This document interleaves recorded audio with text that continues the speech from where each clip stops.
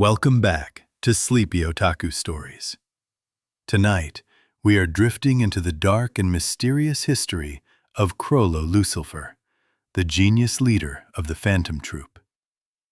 Settle in, relax, and let the story begin. If you enjoy calm anime stories like this, please like the video and subscribe to Sleepy Otaku Stories. It helps the channel grow and lets you join us for more peaceful anime retellings, full stories, and deep character journeys. Before Chrollo Lucilfer became the calm voice at the center of the Phantom Troupe, before the black coat, the stolen powers, and the book in his hand, he was only a child from a place the rest of the world pretended did not exist. That place was Meteor City. Meteor City was not a normal city. It was not a place of clean streets, safe homes, schools, hospitals, and names written carefully in government records. It was where the world sent what it no longer wanted: trash, broken machines, old clothes, weapons, secrets, bodies, and people. Anything that could be thrown away eventually found its way there, and the people living inside it were treated the same way. To be born in Meteor City meant to begin life with nothing officially attached to you. No birth certificate, no citizenship, no protection, no proof that the world had ever made room for you. A person could live there, suffer there, disappear there, and most of the world would never know. That kind of place teaches children early. It teaches that the world does not value everyone equally. It teaches that the powerful decide what matters and what can be discarded. This is where Chrollo's story begins. Not with a throne, not with a prophecy, and not with a peaceful childhood slowly falling apart. His beginning was already broken. He grew up surrounded by discarded things, and maybe that is why he learned to look at them differently. A torn book could still have words. A damaged tape could still hold a voice. A broken screen could still reflect another world. In a city of waste, Chrollo learned to search for meaning in what remained. That quiet habit of observation may have been the first sign of his genius. Chrollo was not only intelligent, he was watchful. He paid attention to people the way someone else might study a map. He noticed how voices changed when someone lied, how children acted when they were afraid, how adults hid pain behind anger, and how people changed their faces depending on who was watching. Long before he learned to steal abilities, Chrollo was learning how people worked. He also had a gift that made his early life feel almost tragic in hindsight. Chrollo was a performer. When old recordings and damaged entertainment from the outside world appeared in Meteor City's trash, the children treated them like treasures. Chrollo did not simply watch those recordings. He absorbed them. He studied the rhythm of a line, the shape of a voice, and the way a character could command attention. Then he recreated what he saw for the other children. At first, it may have seemed like fun, a small piece of joy in a place where joy was rare. But even then, Chrollo did not only imitate people, he understood them. Anyone can repeat a line or copy a gesture. Chrollo could sense what made a person convincing. He understood that identity could be shaped, worn, and changed. The child who could become anyone would one day grow into the man who could take anything. Around him were many of the children who would become the earliest legs of the spider. They were not all of the members the world would later know, but they were the original emotional core.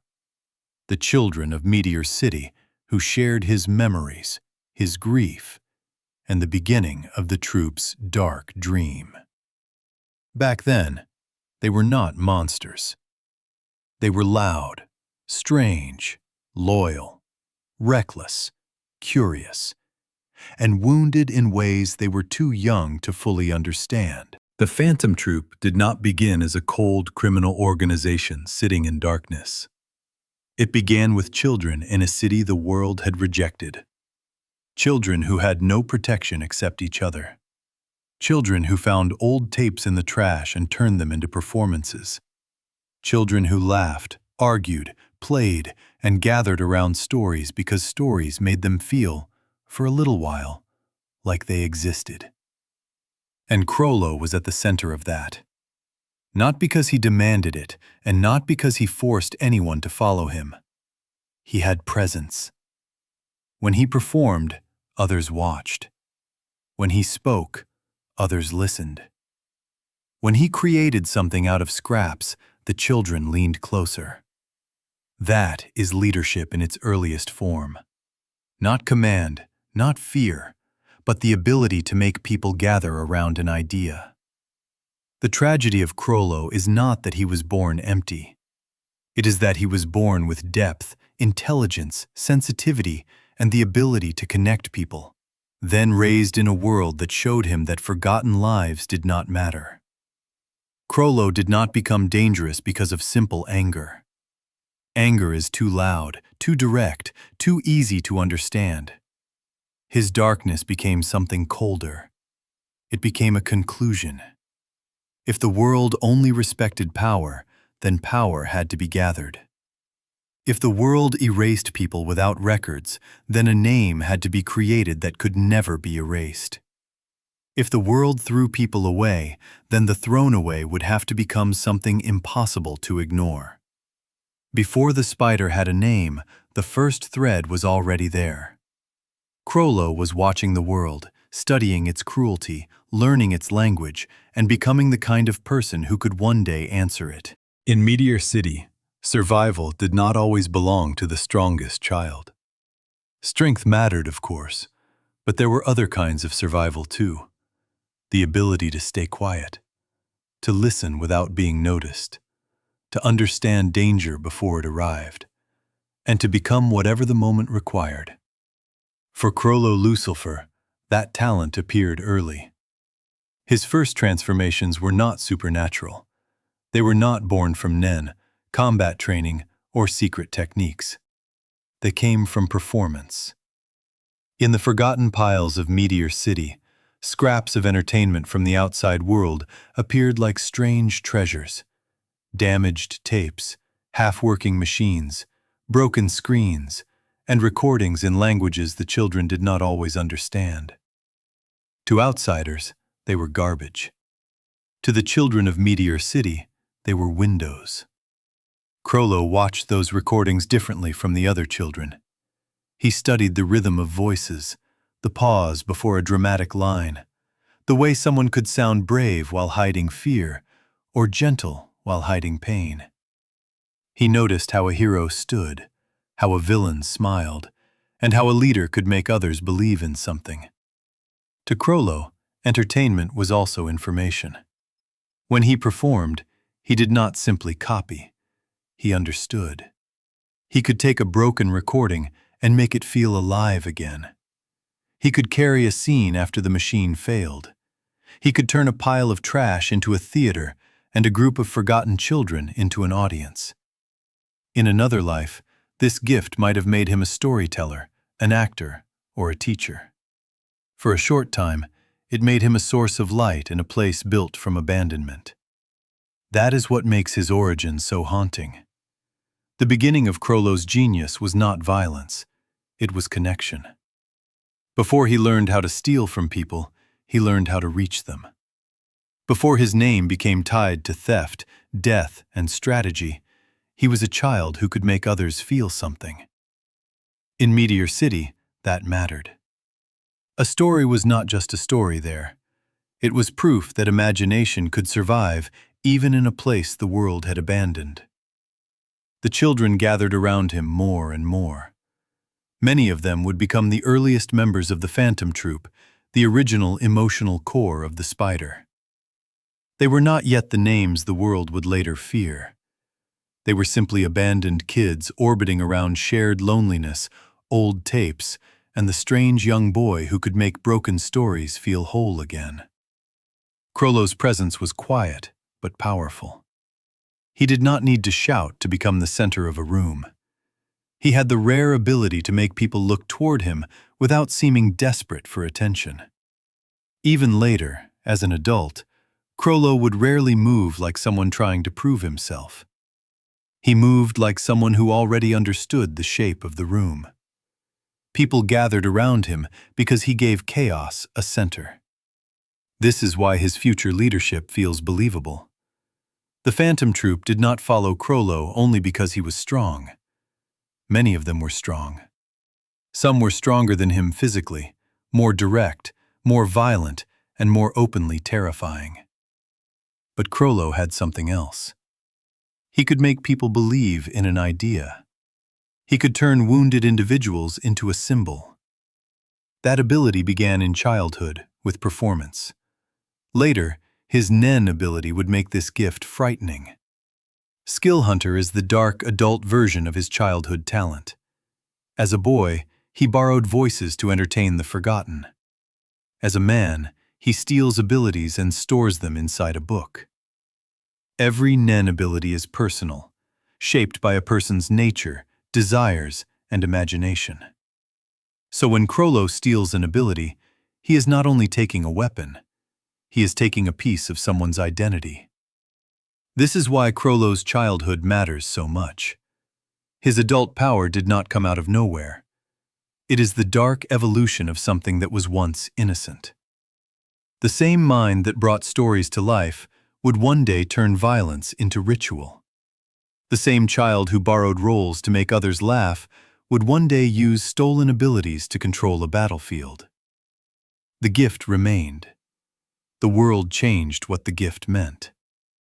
The spider was not born yet, but its shape was beginning to form. A group of children were learning to trust one another. A gifted boy was learning how to lead without commanding. A forgotten city was teaching its children that the outside world would not save them. And somewhere in Chrollo's mind, the pieces were quietly arranging themselves. Chrollo's story cannot be understood if he is seen only as a lonely genius. He was brilliant, but he was not shaped in isolation. The boy who would one day lead the Phantom Troupe grew up surrounded by other children who had also been left behind. They were not ordinary friends, and they were not yet the criminals the world would later fear. They were children of Meteor City, bound together by the simple truth that no one else was coming to protect them. In a place like Meteor City, friendship did not always look soft. It could be loud, rough, strange, and sharp around the edges. Some children expressed loyalty through laughter, some through fighting, some through silence. But beneath all of that was something real. These children understood one another in a way outsiders never could. They knew what it meant to be invisible. They knew what it meant to make toys out of trash, stages out of ruins, and dreams out of broken recordings from a world that did not care about them. Around Chrollo, the earliest shape of the future spider began to gather. There was wild strength, sharp loyalty, quiet observation, strange talent, and a kind of fierce closeness that only abandoned children can create. Each child carried something different, and Chrollo saw that. He did not look at people only for what they were in the moment. He seemed to notice what they could become. In loudness, he could see courage. In silence, he could see patience. In strangeness, he could see usefulness. This does not mean Chrollo was cold toward them from the beginning. In those early days, there was warmth among them. There was playfulness. There were performances, jokes, small rivalries, and the messy closeness of children who had almost nothing except each other. They were not sitting in shadows planning to terrorize the world. They were trying to make life feel bigger than the place they had been given. The old tapes became part of that. When scraps of entertainment from the outside world appeared, they became treasures. The children gathered to watch, listen, and imagine. When the recordings failed or ended too soon, Chrollo's gift filled in the missing pieces. He could recreate voices, carry scenes, and make the story continue. The group that would later become infamous began, in part, as an audience. That matters because it shows what Chrollo was before grief hardened him. He was a child who helped others experience wonder. He was learning that people are not held together only by fear or force. They can also be held together by shared meaning. A group becomes stronger when it believes in the same story. A forgotten place can become a kingdom if the people inside it agree to see it that way. The children around him were also learning who Chrollo was. They saw his calmness, his imagination, and the way he could make sense of things. They saw that he could lead without looking like he was trying to lead. That may be the most mysterious kind of authority, the kind that does not demand loyalty, but receives it anyway. He did not need to be the strongest child among them. He became important because when chaos surrounded them, he could create focus. Still, they were children. That must not be forgotten. It is easy to look at what they later become and imagine they were always monsters. But that erases the tragedy. They had favorite things, tempers, jokes, attachments, and dreams, even if those dreams were small. Their future crimes do not make their childhood innocence meaningless. If anything, the loss of that innocence becomes more disturbing. This is the emotional foundation of the Phantom Troupe. Not greed, not violence, not even revenge, at least not at first. The foundation was belonging. The troupe would later become a nightmare, but the reason its earliest members could follow Chrollo into darkness is because, long before the darkness, they had already formed a bond.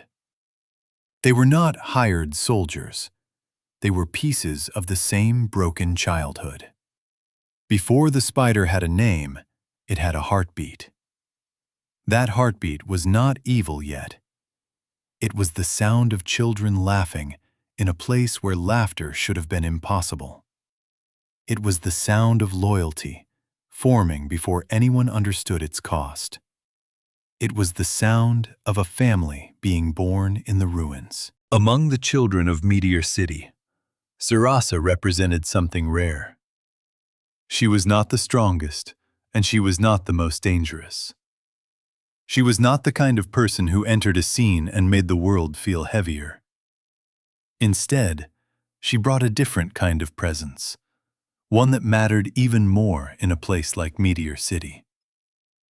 Sarasa carried warmth. She carried joy. She carried the kind of light that does not look powerful until the moment it disappears. To understand why she matters to Chrollo's history, it is important to understand what she meant to the children around her. Meteor City was a world of trash heaps, ruined objects, and forgotten people. Children there did not grow up believing life would be fair. They learned quickly that things could vanish, people could be hurt, and the outside world was not waiting to rescue them. Yet even there, Sarasa helped make childhood feel possible. She belonged to the small world they had built together, the world of performances, old tapes, shared voices, laughter, and imagination. When Chrollo performed, Sarasa was not just another child watching. She was part of the energy that made those moments feel alive. She reacted, laughed, dreamed, and believed in the stories they were creating. In many ways, She represented the audience Chrollo wanted to protect. The forgotten children who could still be moved by something beautiful. That is why her presence is so important. Sarasa reminds us that Chrollo's earliest gift was not destruction. It was not theft. It was not murder. His first gift was the ability to create meaning in a meaningless place. He could take scraps from the outside world and turn them into performance. Sarasa received that gift with an open heart, and because of that, she became tied to the last innocent version of Chrollo's dream. Then, that innocence was taken. Sarasa's death is not only tragic because a child is gone. It is tragic because of what her loss proves to the others. It proves that even the small light they created for themselves could be reached by the darkness outside. It proves that the forgotten could be harmed, erased, and left without justice. It proves that innocence alone could not protect anyone. For Chrollo, this loss was not only personal, it was philosophical. Some people experience grief as a wound. Chrollo experienced it as a revelation. When Sarasa was taken from them, the children were forced to face the ugliest truth of Meteor City. The world could hurt them and move on without consequence. There would be no protection that mattered, no system of justice they could trust, no promise that the people responsible would ever fear the law.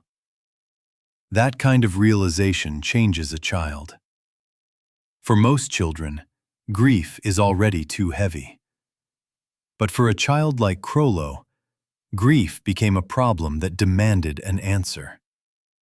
Why could someone like Sarasa be taken?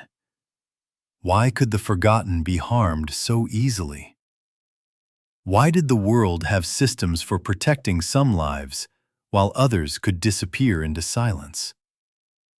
Chrollo did not answer those questions like a normal child. He did not simply cry and wait for someone older to make sense of it.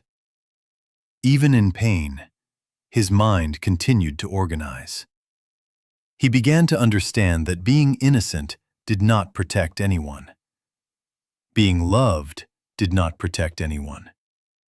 Being a child did not protect anyone. If they wanted the world to hesitate before touching them again, then they would have to become something the world could not ignore. This is where the light in Chrollo begins to bend. Not vanish completely, because that would be too simple, but bend into something darker. The same boy who once gathered children around stories began to understand symbols in a different way. A performance could make children laugh, but a symbol could make enemies afraid. A story could help the forgotten feel alive, but a legend could make the outside world look over its shoulder. Sarasa's death did not create the Phantom Troupe by itself, but it gave Chrollo's future its emotional center. Her loss helped transform a group of children from a fragile family into something with a mission. Chrollo's answer was not to ask the world for mercy. His answer was to build a name that mercy would never be able to control. That is what makes this part of his history so tragic. Chrollo did not become dangerous because he lacked feeling. He became dangerous because he felt something deeply and then buried it beneath purpose. He did not respond to pain by becoming wild. He became colder, more focused, more willing to separate the part of himself that grieved from the part that planned. This is the beginning of the Chrollo fans recognize later. A man who can mourn and calculate in the same breath. Sarasa was the last innocent light before that darkness fully began to form. Her memory follows Chrollo, even when he does not speak her name. It follows the troupe in the way they cling to each other, in the way they mourn their own, and in the way they treat the outside world as something already guilty.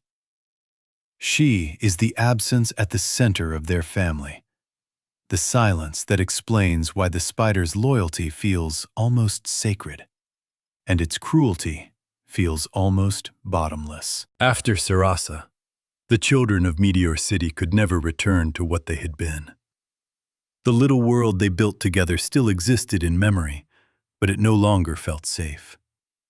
The performances, the laughter, the borrowed voices from damaged tapes, all of it now carried a shadow. Something innocent had been taken, and the cruelty of that loss revealed a truth none of them could ignore. The outside world did not simply forget Meteor City. It used Meteor City's invisibility as permission. For Chrollo, that realization did not become ordinary grief. It became structure. That is one of the most frightening things about him. Pain did not make him lose control. Pain made him think more clearly. Where another child might have drowned in rage, Chrollo began to organize the rage around him. He saw the grief in his friends, the anger, the helplessness, and he understood that if those feelings remained scattered, they would burn out. But if someone gave them a shape, they could become something lasting. Chrollo understood that revenge by itself was too small. Revenge could chase one person, punish one crime, or answer one wound. But Meteor City's suffering was bigger than one wound. Their problem was not only that Sarasa had been taken. Their problem was that the world had been built in a way that allowed children like Sarasa to be taken without consequence. The answer had to be something the world would be forced to hear. So Chrollo began to imagine a symbol. Not only a group of angry children, not only a gang looking for survival. Something larger. Something that could carry their pain, their loyalty, and their warning to the outside world. The children of Meteor City had been treated as nameless and replaceable. Chrollo's answer was to create a name that could not be erased, a body that could keep moving even when one part was cut away, and a legend frightening enough to make the world remember that the discarded were still alive. That symbol would eventually become the spider.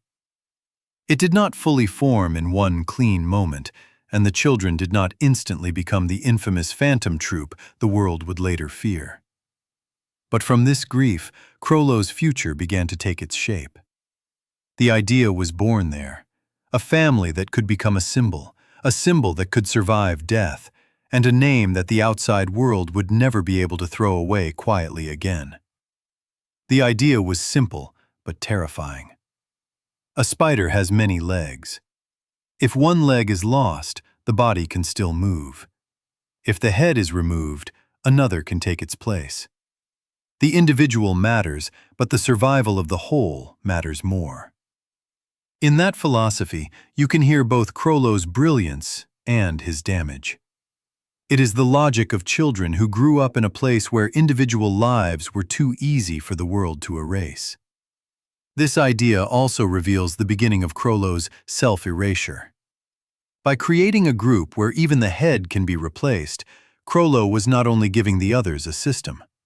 He was placing himself inside that system as something useful, not sacred.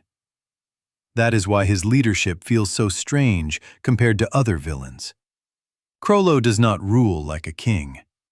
He leads like someone who has already decided that his own life is only meaningful as long as it serves the spider.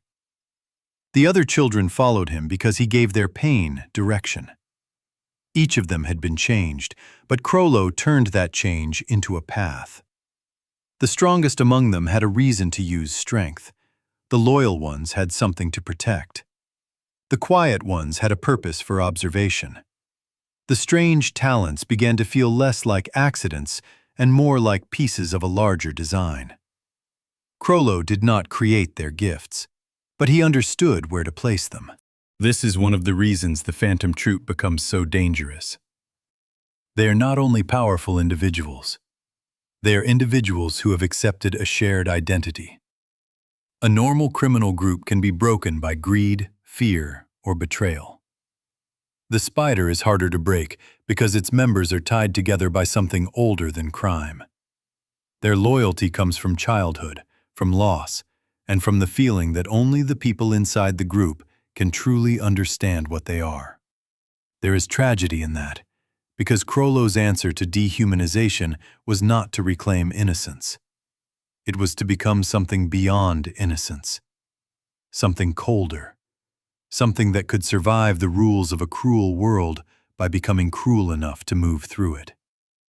The spider was born from a desire to protect and avenge, but once that desire was given teeth, it began to devour more than the guilty. The name Phantom Troupe carries the old connection to performance. They were a troupe before they were a nightmare, actors before they were legends, children who gathered around stories before they became the story others feared. Chrollo did not abandon the language of theater. He darkened it. The world became the audience, the crimes became scenes, the members became performers, and the spider became the symbol behind the curtain. The spider's birth is not the moment Chrollo loses all humanity. It is the moment he begins burying his humanity beneath purpose. The child who once wanted to create joy now wants to create fear. The performer becomes a leader, and the leader begins shaping a family into a force. The boy does not need to be remembered as a boy. The individual can disappear as long as the spider lives. Once the spider was born, Chrollo's life was no longer only his own. From the outside, he appears to be the leader, the one standing above the others, the calm figure whose decisions guide the Phantom Troupe through theft, violence, and impossible situations. But Chrollo's role is more complicated than that. He does not lead like a man who sees himself as more important than everyone else. He leads like someone who has offered himself to an idea. The rule of the spider is simple, but it reveals everything about his mind. The group must survive. No single member, not even the leader, is greater than the body. If a leg is lost, the spider continues moving. If the head is cut off, another head can take its place. This is not only a strategy, it is a worldview. It is the answer Chrollo created after growing up in a place where individuals could be erased without consequence. A single forgotten person could disappear. A symbol could not. That rule makes the Phantom Troupe terrifying because it removes one of the easiest ways to destroy a normal group. Most organizations collapse if their leader falls. Most criminals fear death because their loyalty only lasts as long as it benefits them. But the spider is built differently. Its members do not simply follow Chrollo because he is useful. They follow the spider because the spider is the shape their lives took after Meteor City. And yet, this rule creates one of Chrollo's greatest contradictions. He says the spider must matter more than any individual member, but he clearly does not treat his members like meaningless pieces. He understands them, trusts them, and gives them freedom. The Phantom Troupe does not feel like a neat military unit. It feels like a dangerous family that somehow keeps moving in the same direction. That is part of his genius. Chrollo does not control the spider by crushing everyone beneath him. He controls it by understanding what each member is.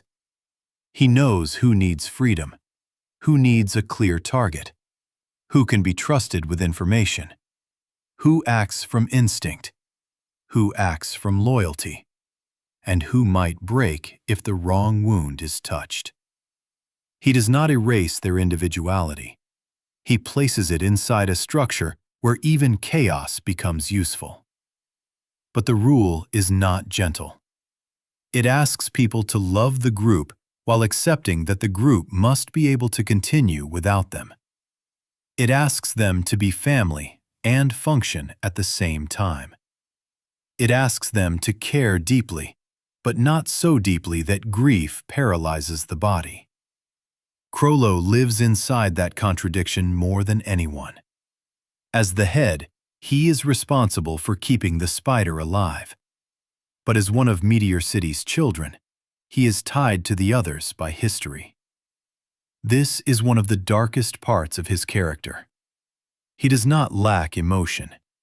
He disciplines emotion. He takes pain, loyalty, affection, and grief, then folds them into the rules of the spider. He turns human connection into doctrine. That makes him powerful, but it also makes him tragic, because the very thing that allows him to lead is the thing that keeps him from being fully human in the way he might have been. The spider's rule also explains why the troupe can commit terrible acts while still seeming loyal to one another. From the inside, they have created a moral world of their own. Their love for the group is real. But that love does not extend outward in the way ordinary people would hope. The outside world is still the place that rejected them, used them, forgot them, and taught them that protection belongs only to those with power. So the spider protects itself, and everyone outside the web becomes distant. That distance is what makes them frightening. They can laugh together after doing something unforgivable. They can mourn one of their own while showing no mercy to strangers. To an outsider, this seems monstrous. To the spider, it is simply the boundary of family. Inside the web, there is loyalty. Outside the web, there is prey, threat, opportunity, or noise. For children of Meteor City, the spider's identity mattered. They had been born into a place where the outside world denied them identity. The spider gave them one. It gave them a number, a role, a name, and a shared body. In a strange way, even the rule that says they are replaceable also confirms that they belong. A leg can be lost, but while it is attached, it is part of the spider. But every rule has a cost. The spider's rule protects the group from destruction, but it also teaches its members to accept loss before it happens. It tells them that grief must never be allowed to stop the body. That is useful in battle, but devastating for the soul. A family that is always ready to replace itself can survive almost anything, but it may also forget how to heal. Chrollo is the clearest example of that damage. He carries himself like someone who has already accepted every possible loss, including his own. This makes him seem fearless, but fearlessness and emptiness can look similar from a distance. His willingness to die for the spider is not heroic in the traditional sense. It suggests that he does not see his individual life as separate from the symbol he created. The rule of the spider is Chrollo's answer to a cruel world. Become something larger than the life the world can take from you. Become a body with many legs. Become a name that survives individual death. Become a family so feared that no one can throw you away quietly again. It is brilliant, and it is broken. And at the center of that broken brilliance stands Chrollo Lucilfer, the quiet mind of a family that turned itself into a monster so the world could never forget it again. By the time Chrollo Lucilfer enters the story as the leader of the Phantom Troupe, the boy from Meteor City is almost impossible to see at first glance. He is calm, composed, and strangely elegant, with the presence of someone who does not need to raise his voice to control the room. He does not move like a brute, even though he commands people capable of terrifying violence. He moves like a thinker, like a priest, like a man who has already made peace with the darkness inside him. That is what makes Chrollo fascinating when he appears. He does not behave the way people expect a criminal leader to behave. He is not loud. He is not sloppy. He does not seem ruled by greed, rage, or ego. There is a softness to the way he speaks, an almost gentle quality that makes him more unsettling, not less. When he sits with a book in his hand, he can look less like a thief and more like a scholar studying something sacred. But that quietness is the mask. Beneath it is one of the most dangerous minds in Hunter x Hunter. Chrollo's danger does not come only from strength. Many fighters are strong. Many killers are brutal. Chrollo is different because he understands the shape of a situation before most people understand they are inside one. He can look at enemies, allies, locations, abilities, emotions, and timing, then arrange them into a plan that feels almost effortless. His Nen ability reveals him better than anything else. Skill Hunter allows him to steal the abilities of others and preserve them inside a book. On the surface, this is already frightening. In a world where Nen abilities often represent the deepest parts of a person's nature, Chrollo can take what makes someone unique and turn it into one more page in his collection. But symbolically, the ability is even more powerful. It is the perfect expression of who Chrollo has always been. Since childhood, Chrollo learned to borrow from the world around him. He borrowed voices from old tapes. He borrowed roles from stories. He borrowed meaning from discarded things. Skill Hunter is the dark adult version of that gift. Now he does not only borrow, he takes. He studies a person, meets the conditions, opens the book, and the power that once belonged to someone else becomes his to use. It is not only theft of strength, it is theft of identity. That is why the ability feels so intimate and so cold at the same time. Nen is personal. It grows from the user's personality, desires, limitations, imagination, and emotional history. So when Chrollo steals an ability, he is stealing something that came from another person's soul. Yet he uses these stolen abilities with grace. He treats them like instruments. Each power has a place, a timing, a purpose, and a role in the larger performance. Chrollo is not a collector in the simple sense. He does not steal only because he wants more. He steals because every ability gives him another way to become someone else. Every stolen power expands the number of roles he can play. Fighting Chrollo means fighting not one person, but a library of other people's lives. The book in his hand becomes almost religious in its imagery. He opens it like scripture, but its pages hold stolen miracles. It gives him the appearance of a calm reader, even while he is preparing to kill. Chrollo can bring death into a scene without making it feel wild. He makes violence feel arranged. He makes murder feel quiet. He makes theft feel like ceremony. And yet, there is still emptiness beneath the elegance. Skill Hunter raises a question that follows him everywhere. Who is Chrollo when he is not using pieces of other people? Is his true self the leader of the spider, the child from Meteor City, the performer, the philosopher, or the thief? Or is he a collection of roles layered so carefully over a wounded child that even he can no longer separate them?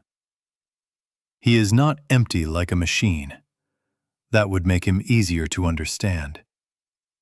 There are signs of feeling in him, but they are buried under discipline. He cares about the troupe. He carries the memories of Meteor City, Sarasa, and the children who became his family. The danger is that his emotions do not soften him toward the world. Instead, they deepen his loyalty to the people inside the web and make everyone outside it easier to sacrifice. As the adult leader of the Phantom Troupe, Chrollo embodies everything the group has become. He is theatrical but controlled, loyal but ruthless, philosophical but violent. He does not need to announce his intelligence because everything about him suggests calculation. Even his stillness feels active. He is the kind of person who can sit quietly while others speak and somehow become the most dangerous presence in the room. A fight with Chrollo is not simply a test of speed or power. It is a test of interpretation. What ability is he holding?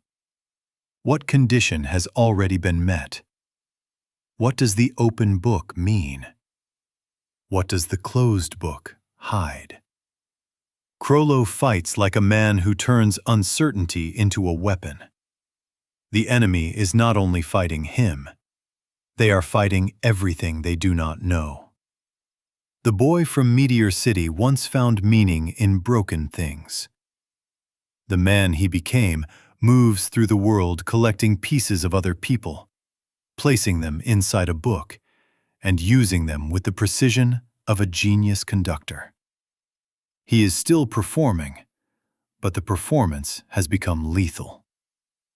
The child who could become anyone has become the adult who can take anything. By the time the Phantom Troupe arrives in Yorknew City, Chrollo Lucilfer is no longer only a name connected to Meteor City's forgotten past.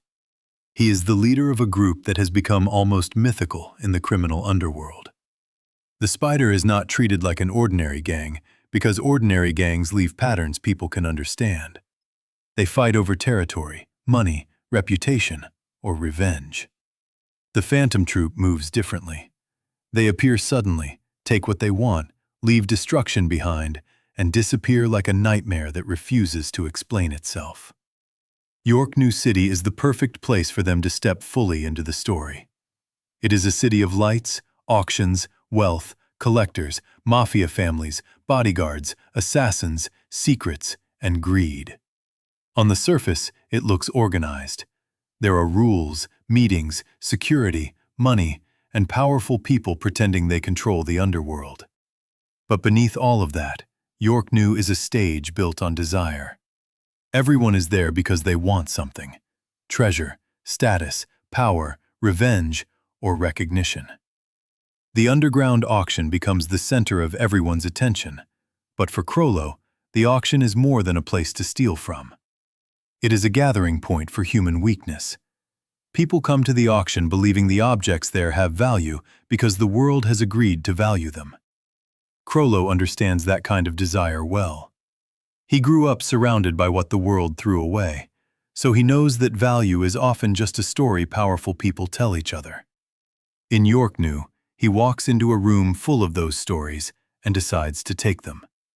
This is where the Phantom Troupe's identity becomes clear. They are not robbers who stumble into danger and hope to survive. They are predators entering a system that already thinks it is predatory. The mafia believes it understands violence. The collectors believe they understand ownership. The bodyguards believe they understand protection. Then the Spider arrives, and all of those beliefs begin to collapse. Chrollo's genius in Yorknew is not only in the theft itself. It is in how calmly he lets the world underestimate the troupe until it is too late. The city is full of dangerous people, but many are trapped inside ordinary criminal logic. They expect enemies to fear consequences. They expect thieves to run once they are noticed. But the Phantom Troupe moves with a different kind of confidence.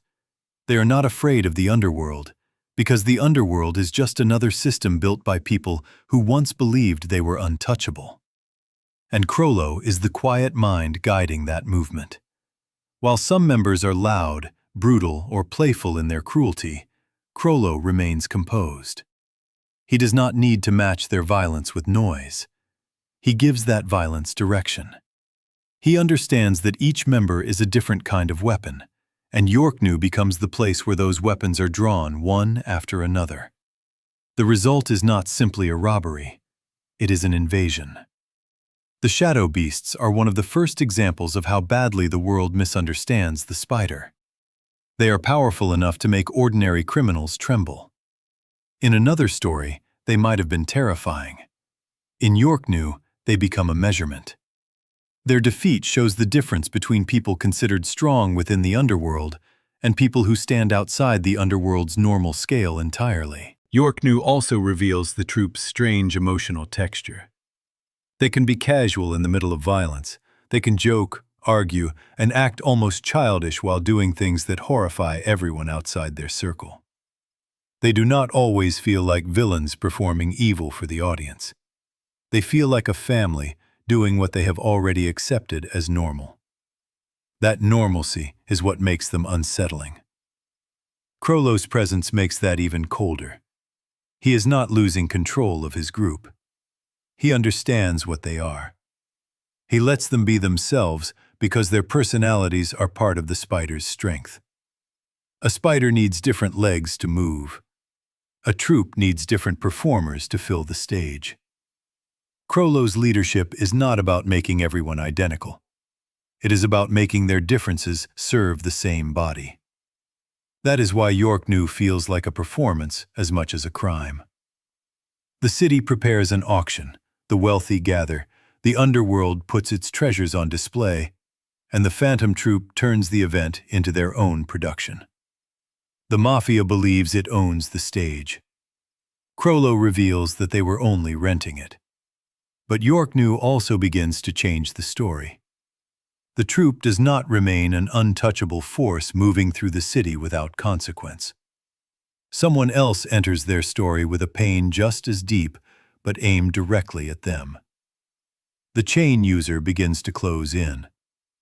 The spider, born from Meteor City's suffering, now becomes the target of another survivor's grief. Yorknew becomes more than the troupe's grand entrance. It becomes the beginning of Chrollo's confrontation with the consequences of what the spider has done. Yorknew City was supposed to belong to the powerful. It was a place where the wealthy gathered in secret, where the mafia moved beneath the streets like a second government, and where rare treasures passed between hands stained by greed. Everyone there believed they understood danger. Then the Phantom Troupe arrived, and the city learned a different kind of fear. At first, the spider seemed almost unstoppable. They moved through Yorknew with terrifying confidence, breaking into the underworld's most guarded spaces and taking what they wanted, as if the city had only been waiting for them. But the spider was not invincible. Even a creature with many legs can bleed. Uvoggen's death changes the atmosphere around the troupe. Until that moment, their violence could almost feel one-sided. They were the nightmare entering other people's lives. But when Uvoggen dies, the spider is forced to feel what it has made others feel: loss, rage, silence, and the sudden absence of someone who had filled the world with noise. Uvoggen was raw strength, laughter, appetite, arrogance, and loyalty in one massive body. To most people, he was not simply strong, he was overwhelming. But to the troupe, he was not only a weapon, he was one of their own. He was history. He was one of the children of Meteor City, grown into something enormous and terrifying. His death was not just the loss of muscle. It was the loss of a leg that had carried the body since the beginning. And Chrollo feels that loss. He does not show it the way most people would. He does not collapse. He does not scream. He does not let grief break his posture. Chrollo's mourning is quieter, colder, and more frightening because it comes through structure. He does not simply react to Uvoggen's death. He turns it into ceremony. He gives the order for a requiem. This is one of the defining moments of Chrollo Lucilfer's character. A normal leader might seek revenge in rage. Chrollo frames the violence as music, a tribute, a funeral song written in blood. The city becomes the instrument, the troupe becomes the orchestra, and their grief is played through destruction. The requiem is beautiful in presentation and horrifying in meaning. That contradiction is exactly why Chrollo is so memorable. He can make death feel elegant. He can turn murder into ritual. He can stand calmly at the center of chaos as if conducting something sacred. But what is sacred to the spider is terrifying to everyone outside it. The city does not hear mourning. It hears violence, screams, collapsing order, and the sound of the underworld being punished for touching one of the spider's own. But within the troupe, the meaning is different. This is their way of saying that Uvogin mattered. The world may have thrown away the children of Meteor City, but the spider will not let one of its own vanish silently. This idea goes back to Chrollo's childhood. Meteor City was a place where people could disappear without record, justice, or anyone outside caring. The Phantom Troupe was born partly as an answer to that silence. So when Uvogin dies, Chrollo refuses to let the death be quiet. He makes the city hear it. But this is where the tragedy darkens. The people who suffer during the Requiem are not necessarily the people who created Chrollo's pain. Their grief is real, but it does not make them righteous. Their loyalty is real, but it does not make them merciful. They were victims of a cruel world, and then they became a force that could victimize others with unbearable calm. The Requiem also strengthens the parallel between Chrollo and Kurapika. Kurapika is driven by the memory of his own dead. Chrollo is responding to the death of one of his own. Both carry grief. Both are calm in frightening ways. Both turn pain into a weapon. But their grief moves in opposite directions. Kurapika's chains are focused, personal, and bound by vows. Chrollo's Requiem spreads outward, swallowing the city into the spider's mourning. The city may believe it is witnessing revenge, but for the spider, it is witnessing a funeral only they understand. A funeral for a man who lived loudly, fought proudly, and died as one of Meteor City's children. A funeral that reminds every enemy listening that the troupe does not let its own disappear quietly. At the center of that terrible song stands Chrollo Lucilfer, conducting grief with a calm face and a stolen darkness in his heart. After the Requiem, Yorknew City no longer feels like a place the Phantom Troupe simply invaded. It becomes a place where the spider's past and present begin to collide. Chrollo and his group have shown the underworld what they are capable of. But the same city that allowed the spider to step onto the stage also brings forward someone who exists almost like their reflection. The chain user, Kurapika, is not just another enemy. He is not a bounty hunter chasing money, a fighter chasing excitement, or a criminal trying to defeat the troupe for reputation. He is a survivor. He carries a history written in blood, and that history leads directly back to the Phantom Troupe. For Chrollo, this makes him different from most threats. This is someone shaped by what the spider has already done. That is what makes their conflict powerful. Chrollo and Kurapika are not simple opposites. They are mirrors cracked in different directions. Both are calm when others would be consumed by emotion. Both are intelligent. Both are willing to sacrifice parts of themselves for a larger purpose. Both carry the dead with them, and both have turned grief into a system. Chrollo created the spider. Kurapika created chains strong enough to drag the spider down. The difference is where their grief points.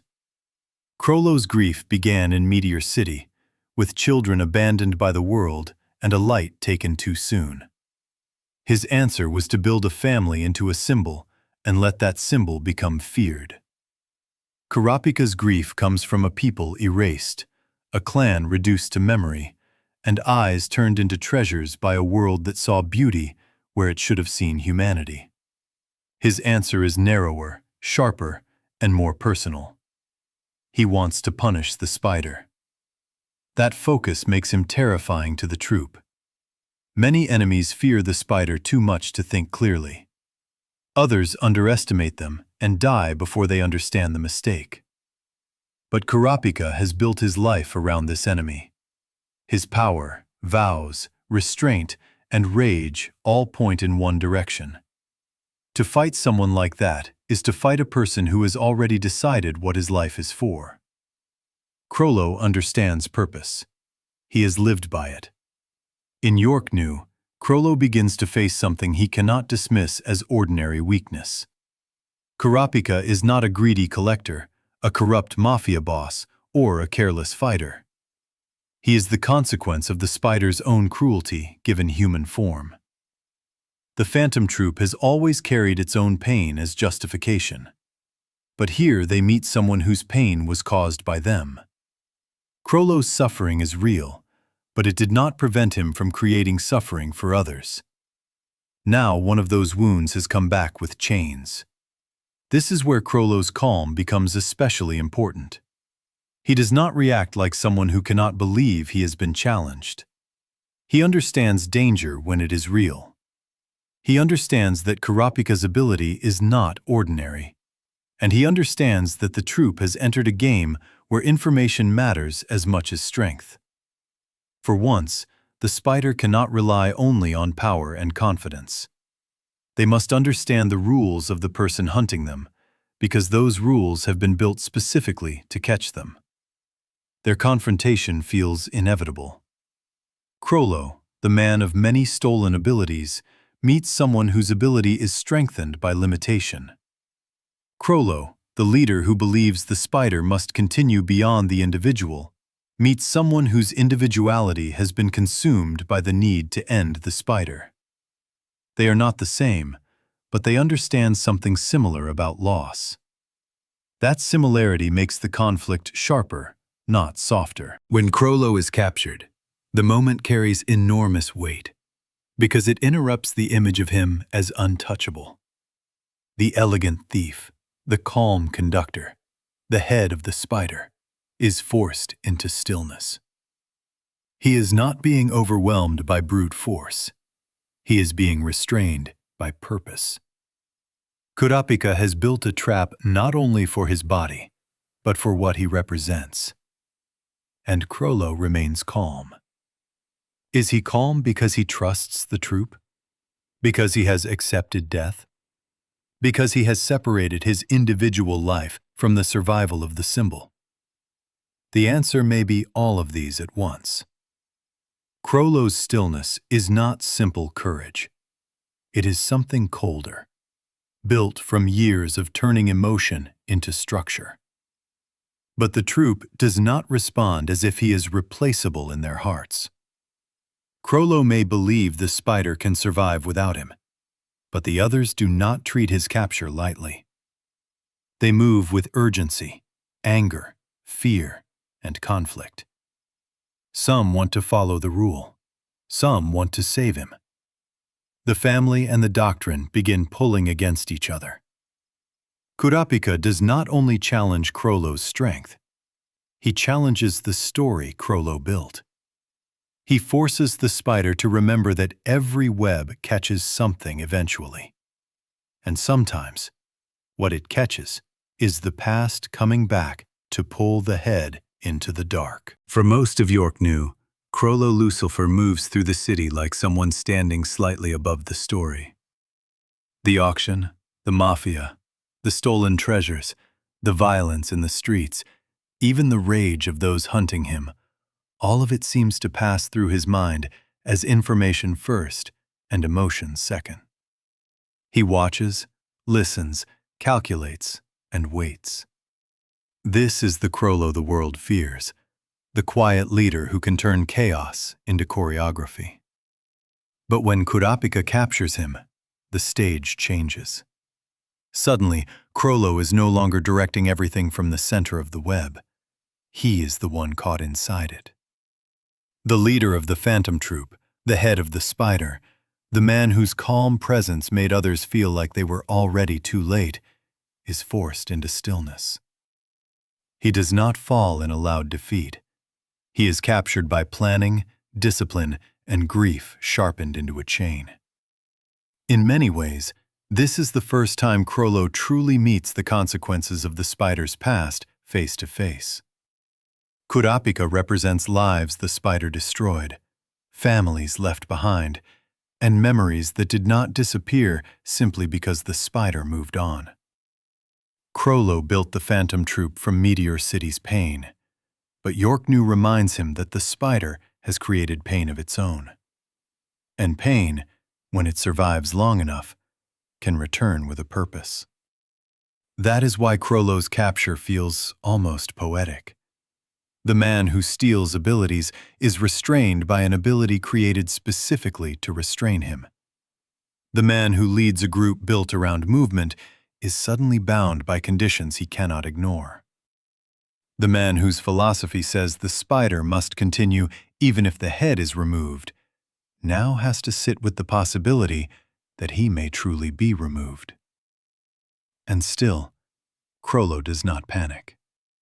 This is one of the most important parts of the scene. Any normal person would feel fear. Any normal leader would understand that if he dies, everything he built could collapse.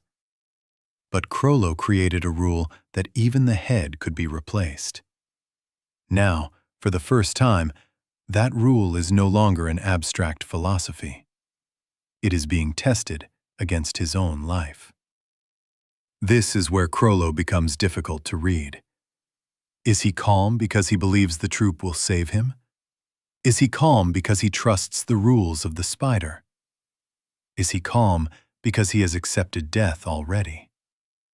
Or is he calm because he has separated his individual life from the survival of the symbol so completely that his fear feels irrelevant? His stillness is not simple bravery. It is something built from years of turning emotion into structure. But the moment is not empty. Chrollo is not a machine. His capture matters because it touches the contradiction at the heart of his character. He tells the spider to value the body above any single member, but the people who follow him do not experience him as replaceable. To them, he is not merely a head that can be swapped out. He is the one who gave their pain a name. So, while Chrollo remains calm, the troupe begins to fracture emotionally around the problem of saving him. The Phantom Troupe is not just facing an enemy outside itself, it is facing the weight of its own rules. Some members understand that the spider must survive no matter what. Others cannot accept leaving Chrollo behind. The rule says one thing. Their hearts say another. The spider is a family pretending it can function like a machine. This is one of the deepest truths of Chrollo's leadership. He created a system strong enough to survive loss, but the people inside that system still feel loss. They still panic, argue, grieve, and hesitate when the person at risk is someone they love. The philosophy of replaceability can protect the group from collapse, but it cannot erase attachment. For Kurapika, this is also a dangerous moment. Capturing Chrollo is a victory, but it is not simple. To hold the head of the spider is to hold something every leg may come searching for. He is close to the object of his hatred, close enough to end the life of the man who represents so much of his pain. But ending Chrollo is not the same as healing the dead. That is the cruel complexity of revenge. It gives grief a direction, but not always an ending. Kurapika has built his life around punishing the spider, and here he has one of its most important pieces in his grasp. Yet the moment still demands control. If he acts only from rage, he may lose everything. Then Chrollo receives one of the harshest punishments imaginable for someone like him: the loss of his nen. Skill Hunter is not only power. It is expression. It is his identity as thief, performer, collector, and strategist made physical. His book is a library of stolen selves. To be forbidden from using nen is not only to be weakened, it is to be separated from the part of himself that most clearly reflects who he has become. That makes Kurapika's judgment especially fitting. Chrollo, The man who steals abilities is forced to live without access to his own. The thief who took from others now has something essential taken from him. Yet even without Nen, Chrollo is not harmless. Nen made him terrifying, but his intelligence, patience, and understanding of people existed long before he learned to steal powers. Chrollo can wait, and waiting is one of his most dangerous talents. For now, the elegant thief can no longer open his book. The head of the spider has been silenced, but the body is still moving. And in Yorknew, the next choice will not be made by Chrollo's genius alone. It will be made by love, memory, and sacrifice. After Chrollo is captured and his Nen is sealed, the Phantom Troupe is forced into one of the most painful moments in its history. The spider is still alive, but something has changed. Its head has been taken. Its rules have been tested. Its members are still dangerous, still loyal, still capable of terrifying violence. But now strength cannot solve the problem cleanly. For once, the spider cannot simply tear through the world and take back what belongs to it. The troupe has always believed in movement. If an enemy appears, crush them.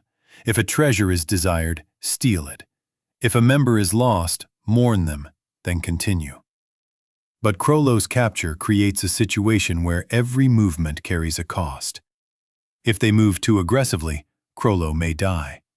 If they hesitate too long, they may lose him anyway. If they follow the spider's rules too coldly, they risk abandoning the person who gave those rules meaning. In the middle of this conflict stands Pakunoda. Pakunoda is one of the most important people in Chrollo's story, not because she is the loudest or most physically overwhelming member of the troupe, but because her role touches something deeper than strength. She is connected to memory. She can reach into the truth people carry inside themselves. She understands that information is not only strategy. It can be feeling, loyalty, pain, and the invisible thread that keeps a family from falling apart. That makes her the perfect person to stand at the center of this crisis. The spider is not only fighting an enemy, it is fighting confusion. Some members know pieces of the truth, others do not. Some are ready to follow the rules no matter what. Others are driven by love for Chrollo and anger toward Kurapika. The troupe's bond is strong, but even a strong bond can crack when people are forced to choose between the life of their leader and the survival of the group. Pakunoda understands what is at stake. She understands Chrollo's value, but she also understands the spider's law. She knows what he would want, but she also knows what the members feel. That is the tragedy of her position.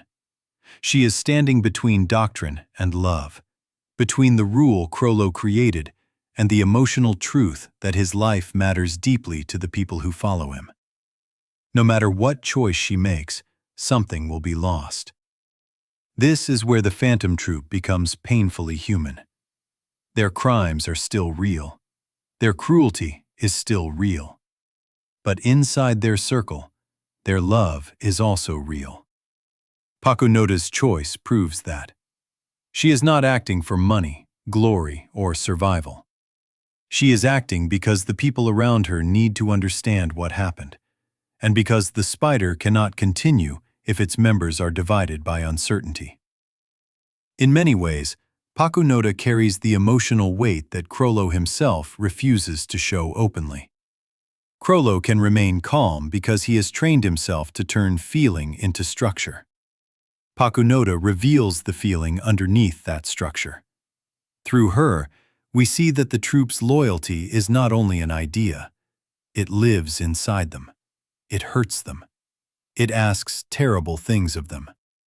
Her sacrifice is one of the clearest examples of how the spider's love works. It is not gentle or clean. It is a love shaped by Meteor City, by abandonment, and by the belief that the only people who truly understand you are the ones who came from the same darkness. Pakunoda loves the spider enough to give herself to it completely, even when doing so means stepping into death. That choice also says something about Chrollo. The loyalty he inspires is not shallow. It does not come only from fear or admiration. Pakunoda's decision proves that Chrollo created something people were willing to die for. That is both beautiful and disturbing. Beautiful because it shows how deeply these broken people belong to one another. Disturbing because the thing they belong to has become a force of destruction. The spider is family, but it is also a machine. Pakunoda's sacrifice is the moment when those truths become impossible to separate. She dies for the family, but her death also allows the machine to keep moving. Her heart makes the choice, but the result serves the body of the spider. For the members who receive her memories, the moment is devastating. They are not simply being given information. They are being given her final truth. Her ability turns memory into a farewell. It allows the spider to understand, but it also forces them to carry the cost. From that point forward, they cannot pretend her choice was simple. They know what was paid. Chrollo, even though he is not standing at the center of the scene, remains present in everything. Pakunoda's choice is made because of him, because of the rules he created, and because of the family he shaped. His absence pulls the troupe into crisis. His philosophy frames the decision. His bond with the members gives the sacrifice its emotional weight. Her death changes the emotional balance of the troupe. Uvagin's death was loud, answered by a requiem that made Yorknew tremble. Pakunoda's death is quieter, but in some ways more intimate. Uvagin's loss showed how the spider mourns through violence. Pakunoda's loss shows how the spider mourns through memory. One death became music. The other became truth, passed from one heart to another. The spider continues. That is the cruel success of Chrollo's philosophy. The system works. A member dies, and the body keeps moving. Information is preserved. Chrollo survives. The group does not collapse. By the logic of the spider, Pakunoda's sacrifice fulfills its purpose. But by the logic of the heart, something irreplaceable has been lost. Pakunoda's choice is one of the clearest mirrors of what Chrollo created. A family so loyal it can survive death. A system so cold it can require death. And a bond so powerful that memory itself becomes a final act of love. The spider keeps moving, but now it moves with another ghost inside it. After Yorknew, Chrollo Lucilfer survives, but he does not return to the world unchanged. Kurapika does not kill him, and in one sense, that seems like mercy. But for someone like Chrollo, the punishment may be even more fitting than death. His nen is sealed. The elegant thief, the man whose identity is reflected through a book of stolen powers, is forced to live without access to the very thing that made him most dangerous. For many fighters, losing nen would mean losing confidence. It would mean being reduced to something smaller and more vulnerable. But with Chrollo, the silence after Yorknew feels different. He does not become pathetic or frantic. He becomes absent. The leader of the Phantom Troupe slips into the background of the story, and that absence becomes its own kind of presence. The spider keeps moving, but its head has been bound. Its leader is alive, but incomplete. This period reveals something important about him. Skill Hunter is terrifying, but it is not the only reason Chrollo is dangerous. He was observant before he had Skill Hunter. He was influential before he could steal powers. He was a performer before his book became a weapon. Kurapika took away his nen, but he could not take away the mind that made Chrollo Chrollo. Still, the loss matters deeply. Skill Hunter is one of the purest expressions of his nature. Chrollo steals abilities the way a performer borrows roles, the way a collector gathers meaning, and the way a child from Meteor City once found value in what the world discarded. His book is a symbol of everything he became: thief, observer, strategist, and hollow vessel for other people's powers. To lose access to it is not only to lose strength, it is to be separated from a part of his own identity. This chapter of his story is quiet, almost haunting. Chrollo does not need a dramatic breakdown for the audience to understand the weight of what happened. The silence tells the story. The man who could once open his book and turn the abilities of others into art now has to wait. He cannot undo Kurapika's judgment through willpower. For once, the genius must accept limitation. But Chrollo has always understood the power of conditions. Nen itself is built around rules, restrictions, vows, and consequences. The stronger the condition, the more powerful the result can become. So when he is trapped by a condition, he treats it like a puzzle. Somewhere, there is a method. Somewhere, there is a person. Somewhere, there is a way to remove the chain without violating the rules that would kill him. Eventually, the search for a Nen exorcist becomes the path toward Chrollo's return. Chrollo cannot simply break Kurapika's judgment through willpower, and Hisoka cannot receive the fight he wants until Chrollo is restored. So the path forward becomes clear. The chain must be removed, the book must open again, and the leader of the spider must return to full power. Chrollo cannot save himself directly, so the spider moves for him. The troupe's loyalty was tested in Yorknew, and Pakunoda paid the price of that loyalty with her life. Now the group must continue in a world where their leader is alive, but unable to stand at full power. The rule of the spider says the body must move even if the head is gone, but Chrollo is not gone. He is present as a problem, a memory, a mission, and a promise. The spider does not abandon him. That says more than any speech could. Chrollo may have built a philosophy where even the head can be replaced, but the members' actions show that replacing him is not what they want. The troupe can survive without him in theory, but emotionally and historically, he remains their center. He is the one who gave the scattered children of Meteor City a shape. This period also brings Hisoka closer to Chrollo's path. Hisoka is not loyal to the spider in the way the original members are. He does not share their history or their love for Meteor City. His interest is personal, selfish, and predatory. He wants to fight Chrollo, not a weakened version, not a restrained version, but Chrollo at his best.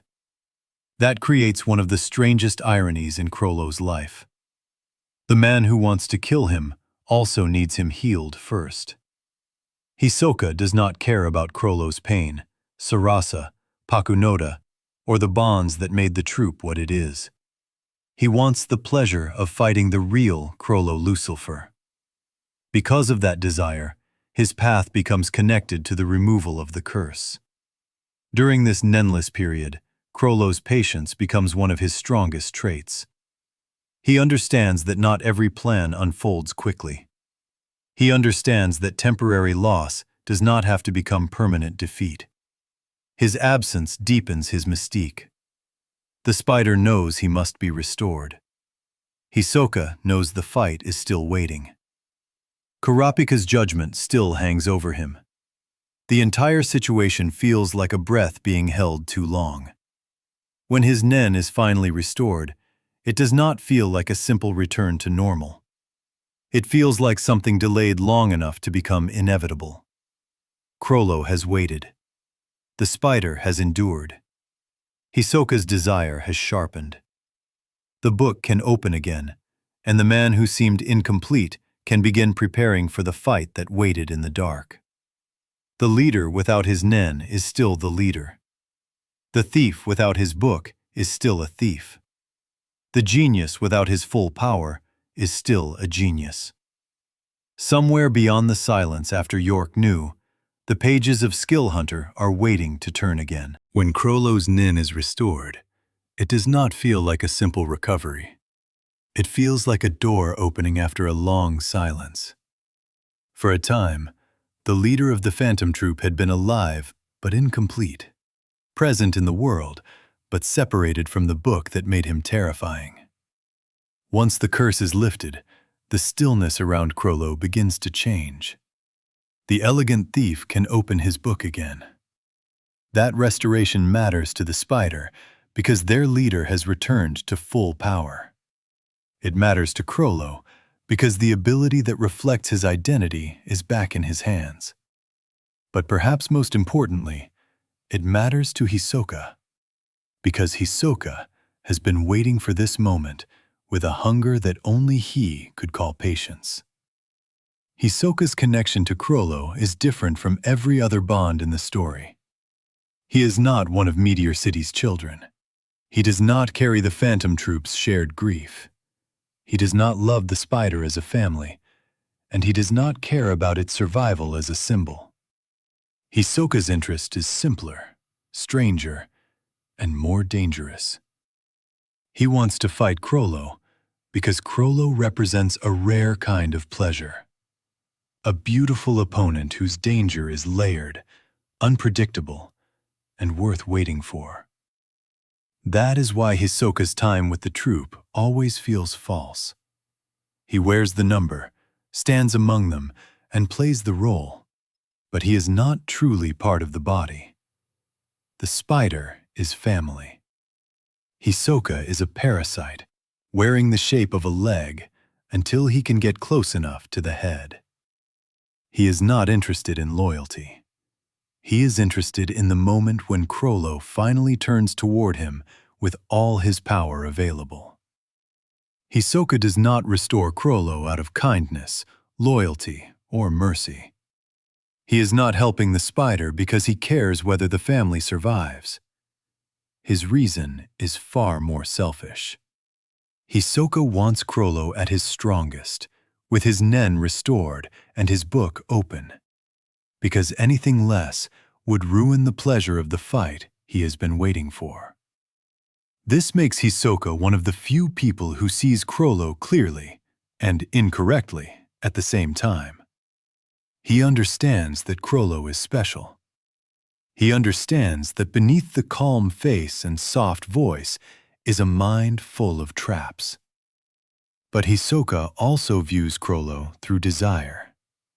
To him, Chrollo is not the child of Meteor City, not the creator of the spider, not the leader carrying the weight of dead friends and old wounds. He is prey, a prize, a perfect toy sharpened enough to cut back. That difference between them is important. Chrollo's violence is connected to structure, memory, and the survival of the spider. Hisoka's violence is connected to appetite. Chrollo turns grief into doctrine.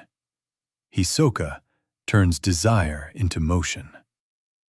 Chrollo surrounds himself with a family and a philosophy. Hisoka stands alone, chasing the next person who makes his blood feel alive. Both are monsters, but they are monsters of completely different kinds. For Hisoka, the fight is a dream delayed. He had been denied it when Chrollo's nen was sealed. That denial only sharpened the desire.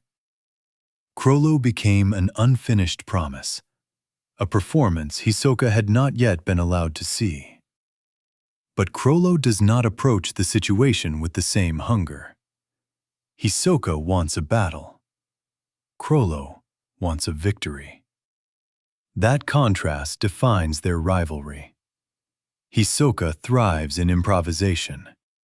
He enjoys the moment when danger forces creativity. Chrollo is creative too, but his creativity is colder. He prefers preparation. He wants to understand the conditions, choose the tools, shape the environment, and deny his opponent the freedom that makes them strongest. If Hisoka is a magician performing on the edge of death, Chrollo is the director who rewrites the stage before the magician steps onto it. Chrollo's restored Nen is a return of possibility. Skill Hunter gives him options, and options are where Chrollo becomes most dangerous. Every stolen ability is another role he can play, another instrument he can use, another hidden answer inside the book. For many fighters, an ability defines their limits. For Chrollo, abilities are pieces. He can combine them, layer them, and turn the fight into a puzzle his opponent must solve while already bleeding. Chrollo's patience after the exorcism shows that he does not intend to give Hisoka the fantasy version of the duel. He is not trying to satisfy Hisoka. He is not trying to prove himself in the way Hisoka wants.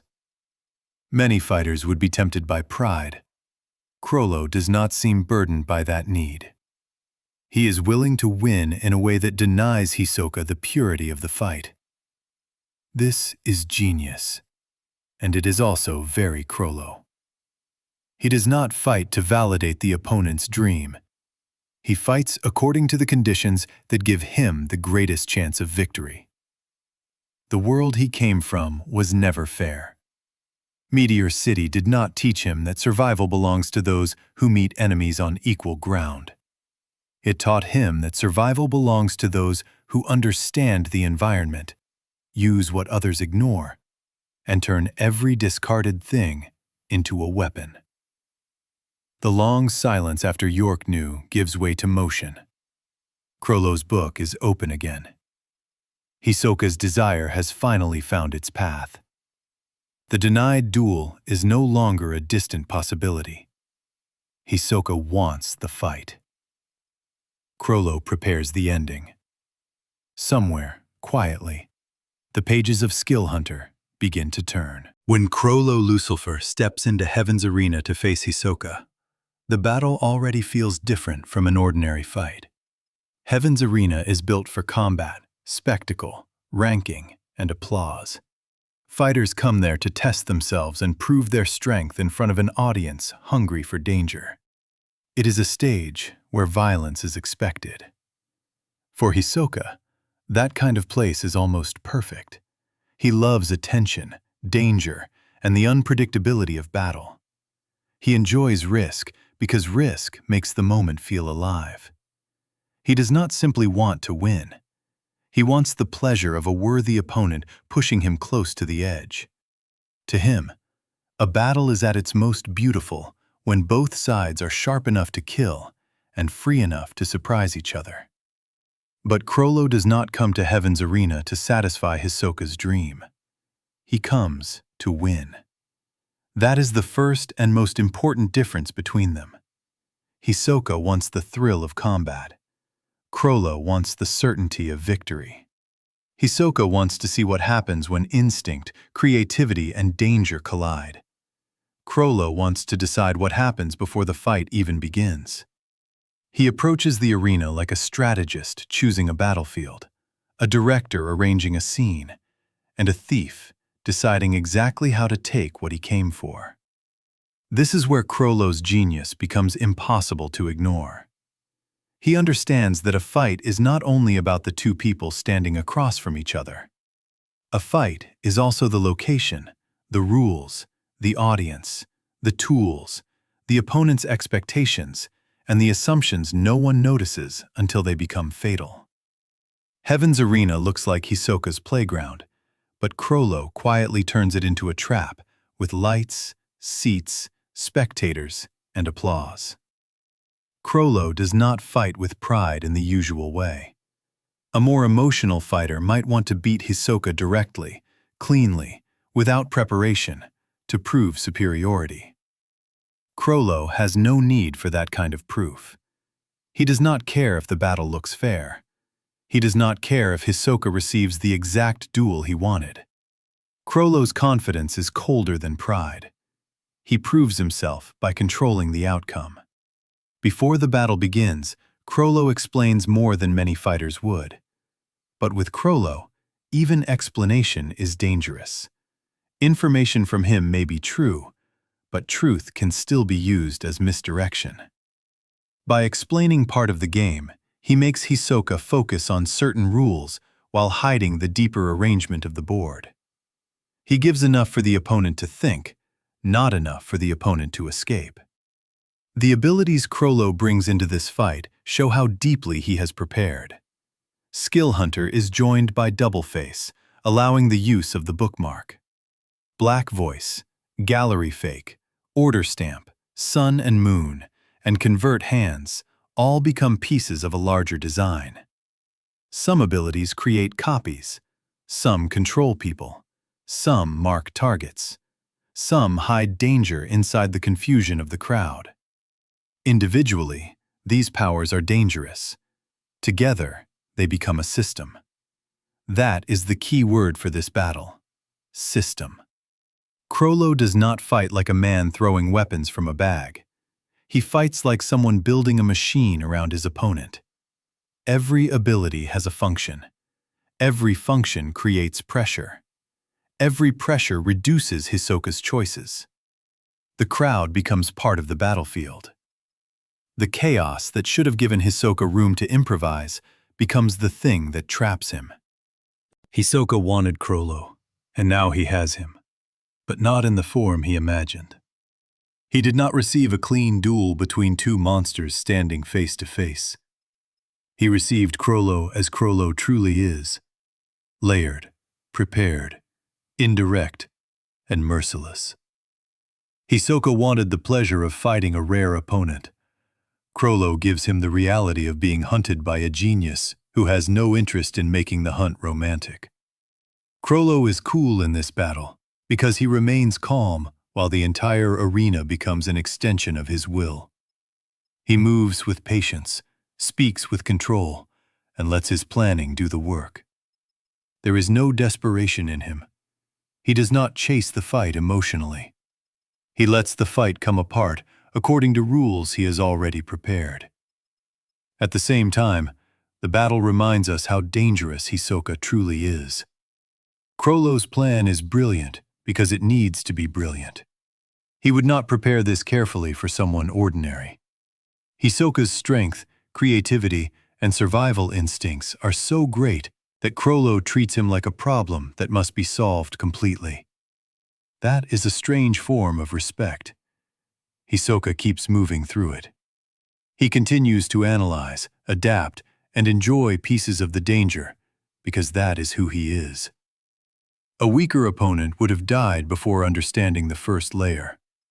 Hisoka survives long enough to understand that the layers may not end. But understanding a trap is not the same as escaping it. Chrollo's strategy attacks Hisoka's greatest strength: freedom. Hisoka is at his best when he can improvise, manipulate distance, use his ability creatively, and turn a small opening into a counter.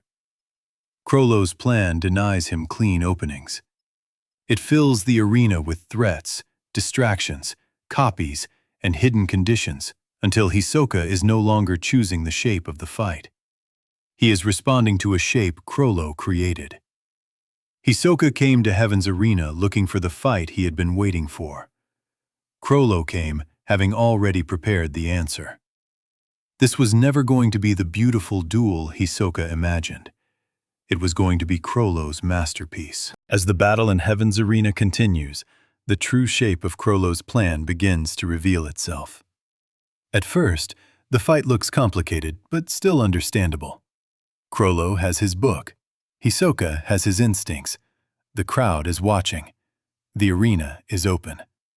But the longer it continues, the clearer it becomes that the crowd was never only an audience. The arena was never only a stage, and Chrollo's book was never only a weapon. Everything around Hisoka has been turned into part of the trap. This is where Chrollo becomes terrifying in a different way from a normal fighter. A normal fighter tries to land a decisive blow.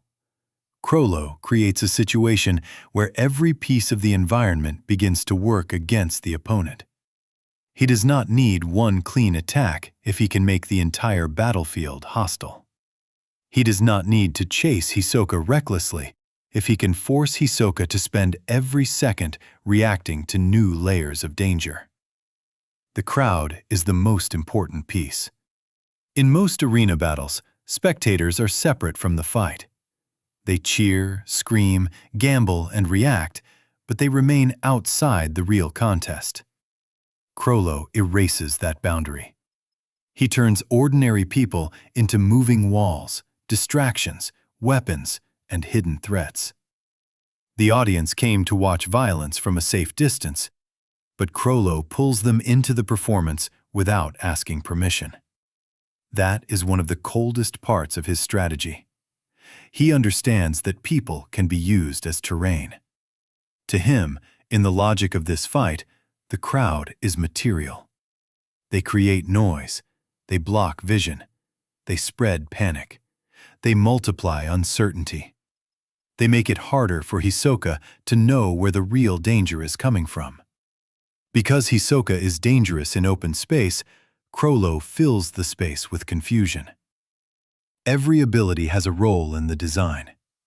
One power creates copies, making it difficult to know what is real. Another allows control, turning people into pieces moved by someone else's will. Another marks targets, transforming bodies into future explosions. Another blurs identities and appearances. Each ability is dangerous alone, but alone is not the point. Chrollo's genius is combination. He has chosen abilities that interact with one another. One power creates the conditions for another. One layer hides the next. One threat forces Hisoka to move into the path of a different threat. It is not a pile of tricks. It is a system built around reducing Hisoka's freedom until even his brilliance has nowhere comfortable to land.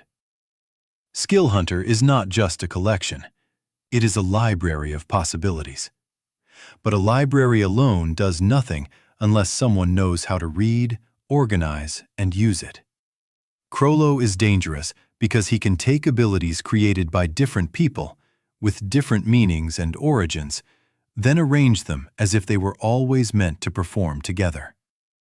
He steals the notes from many songs and conducts them into one dark piece of music. That makes the fight feel almost unfair, but that is exactly the point. Chrollo has no interest in giving Hisoka the fight Hisoka wants. Hisoka wanted a duel against Chrollo. Chrollo gives him a war against Chrollo's preparation. Hisoka wanted the thrill of two monsters testing each other in the moment.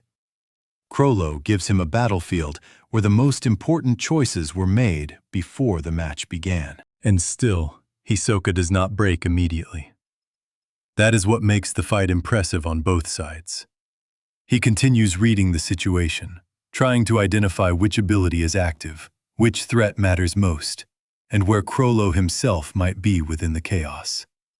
His mind moves quickly. His instincts remain sharp. He is not helpless. But understanding a trap is not the same as escaping it. Chrollo's plan works because it attacks Hisoka's attention.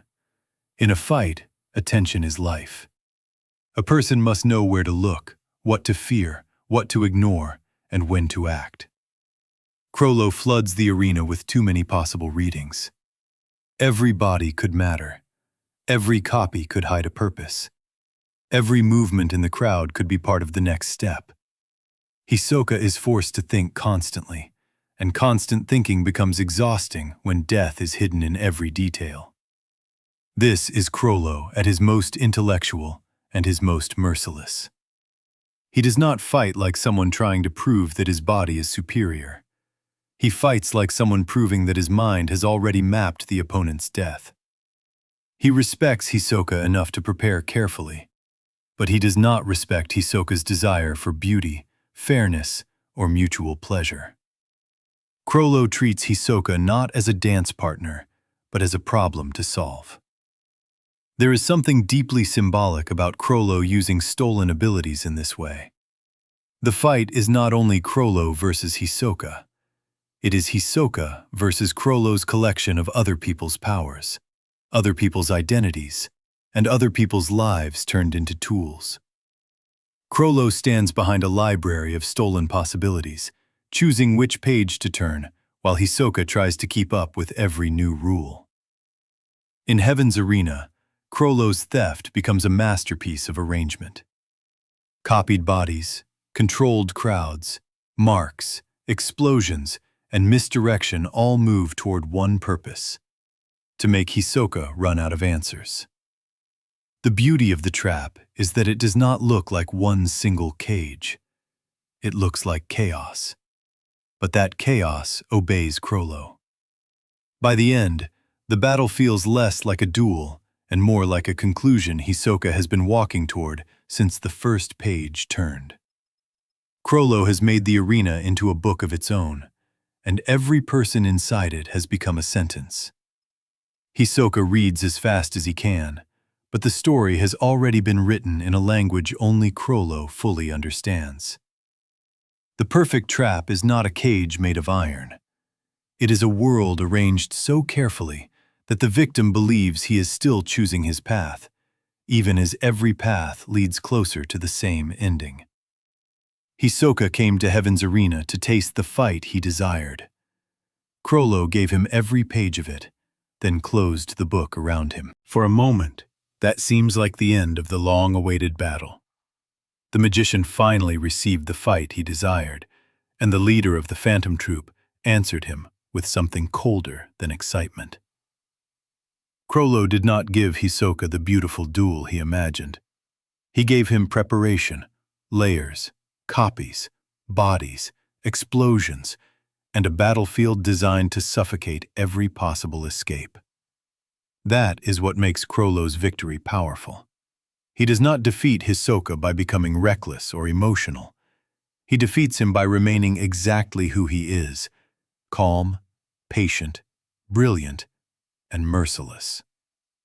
Chrollo turns Heaven's Arena into a machine, and Hisoka, for all his talent, ends up trapped inside that machine until the final pieces close around him.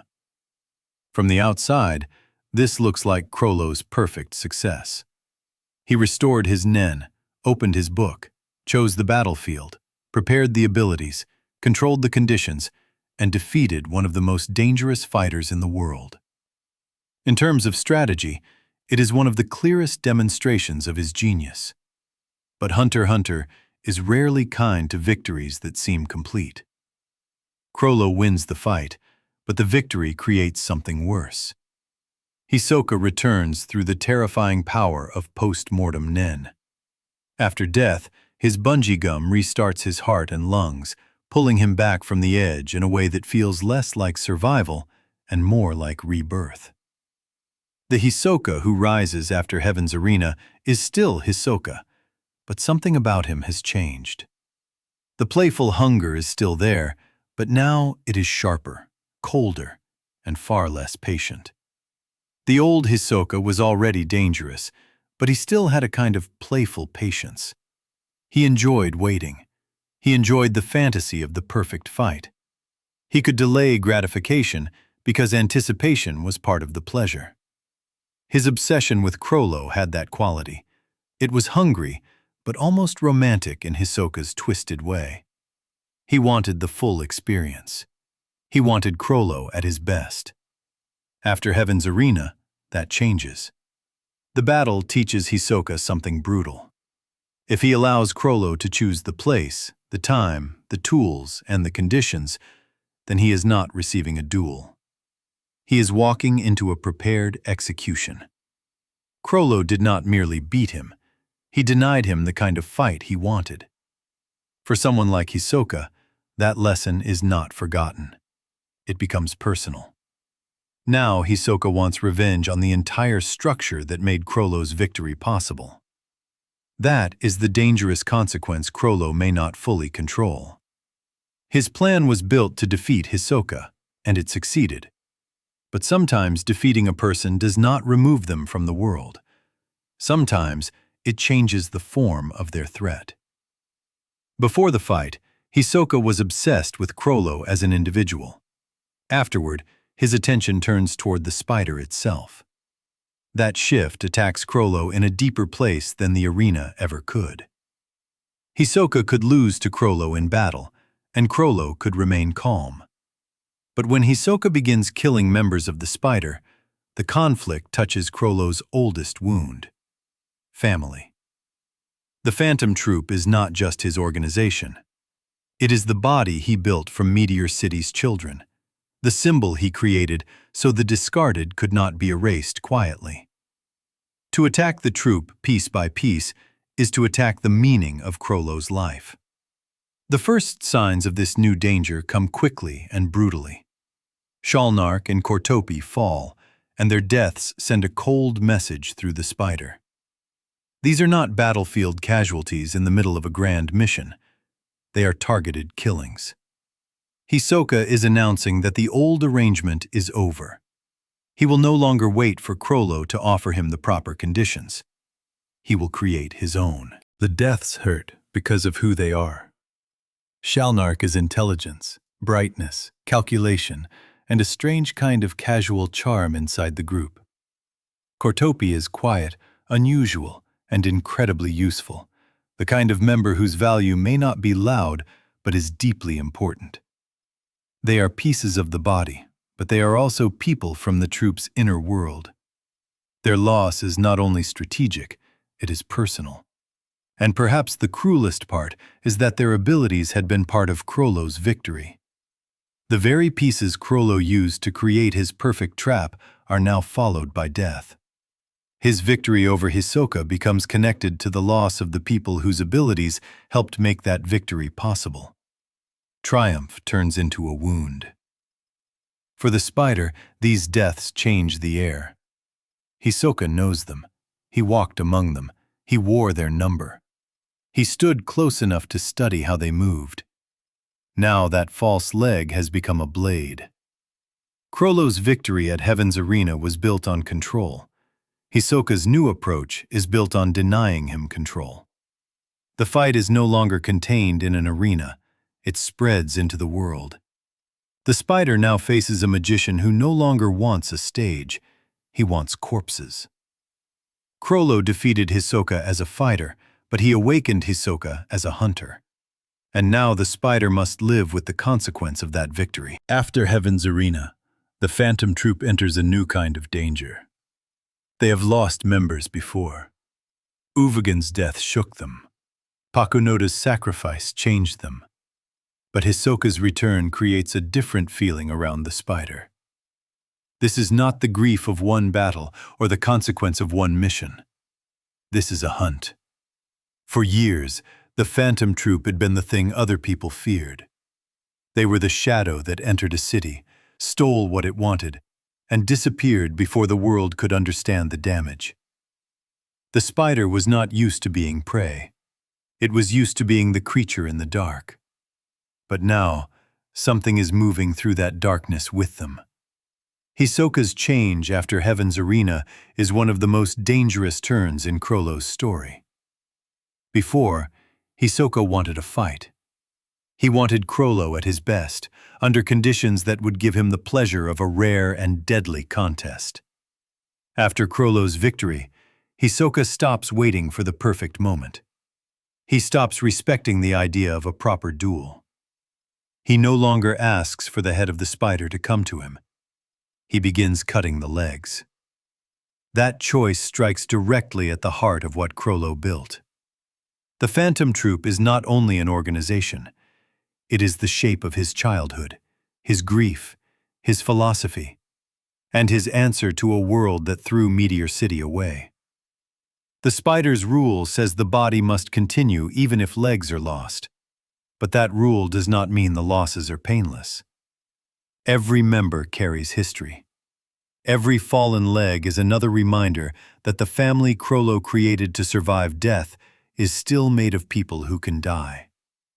Shalnark and Kurapika's deaths make that truth impossible to ignore. Their deaths are especially cruel because their abilities had helped Chrollo build the perfect trap against Hisoka. Chrollo borrowed from the spider to win, and then Hisoka returned by cutting down the very members connected to that victory. It turns Chrollo's triumph into something poisoned. The fight was won, but the cost began afterward. The message is clear.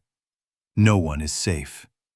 Not the strongest, not the smartest, not the quietest, not the ones standing closest to Chrollo's plans. Hisoka is no longer waiting for a stage. He is turning the world into one. This time, the spider does not get to choose the script. For Chrollo, this changes the atmosphere of everything. He defeated Hisoka through preparation, but now Hisoka's revenge is built around denying him preparation. Chrollo's greatest strength is arranging conditions before the battle begins. Hisoka's new method is to strike in ways that make arrangement difficult. He wants to force the spider to move under pressure. He wants to make Chrollo respond emotionally, even if Chrollo refuses to show it. That is what makes Hisoka dangerous after death.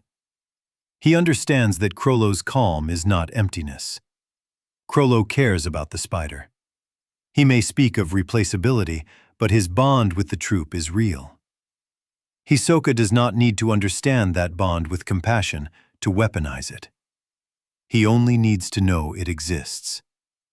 This is the ugly reversal of Heaven's arena. In the arena, Chrollo used Hisoka's desire against him. Afterward, Hisoka begins using Chrollo's attachment against him.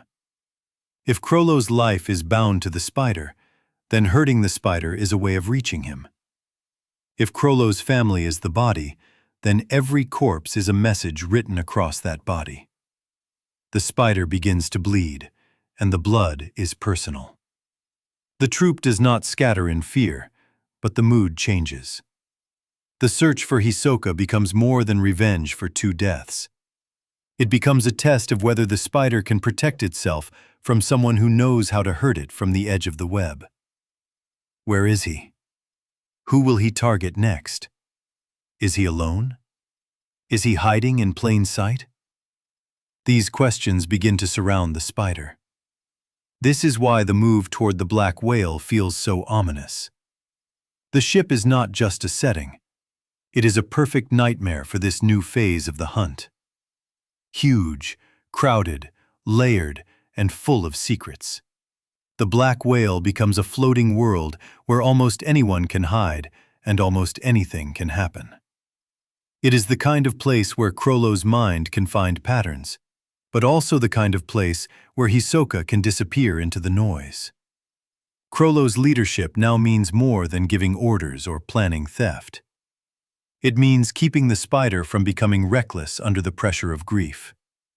It means allowing the legs to move without letting them tear themselves apart, chasing the magician.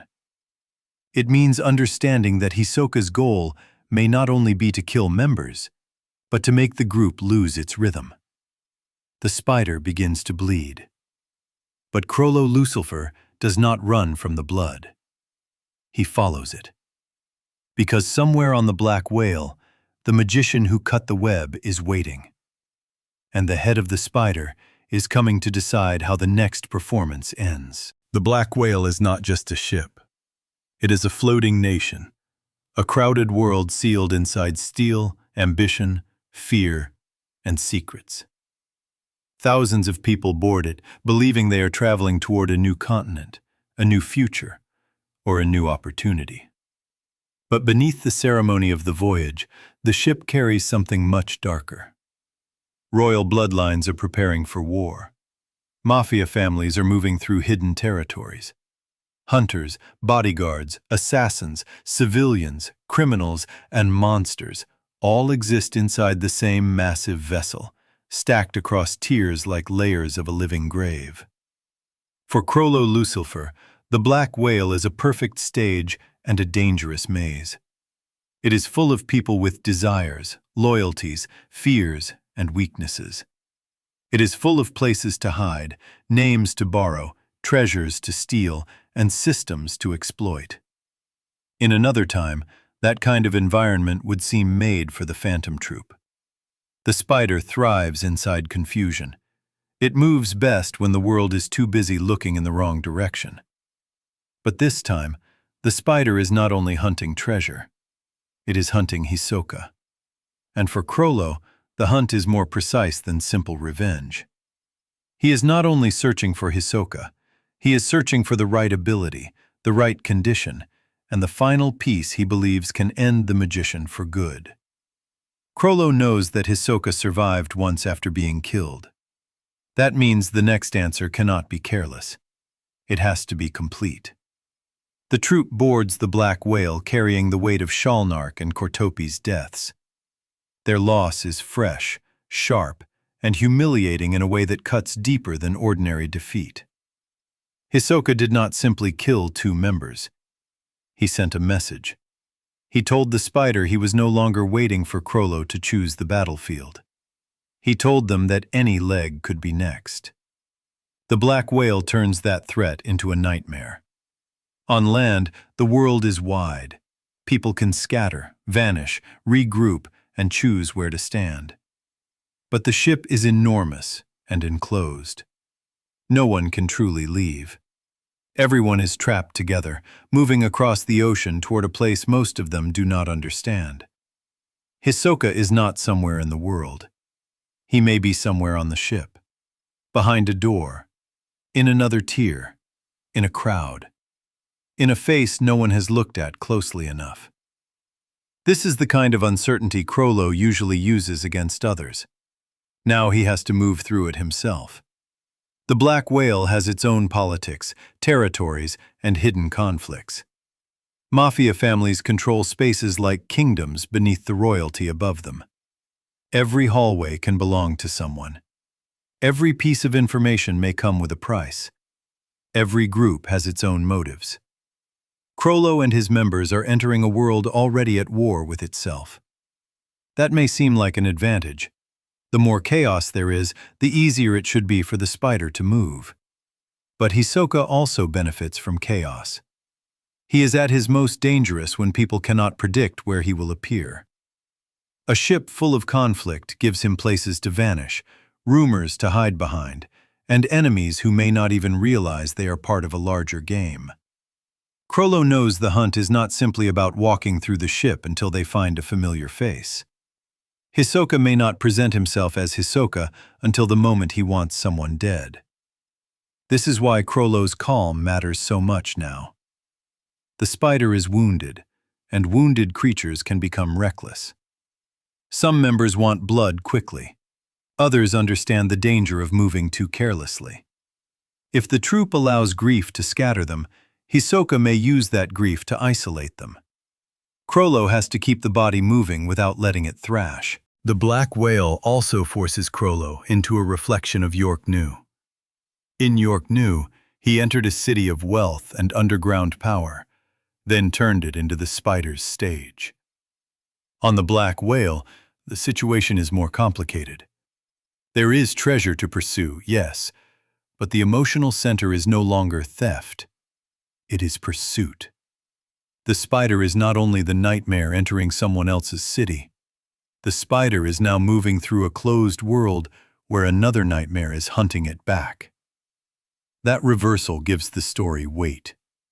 Chrollo built the spider so the discarded children of Meteor City could never be erased quietly.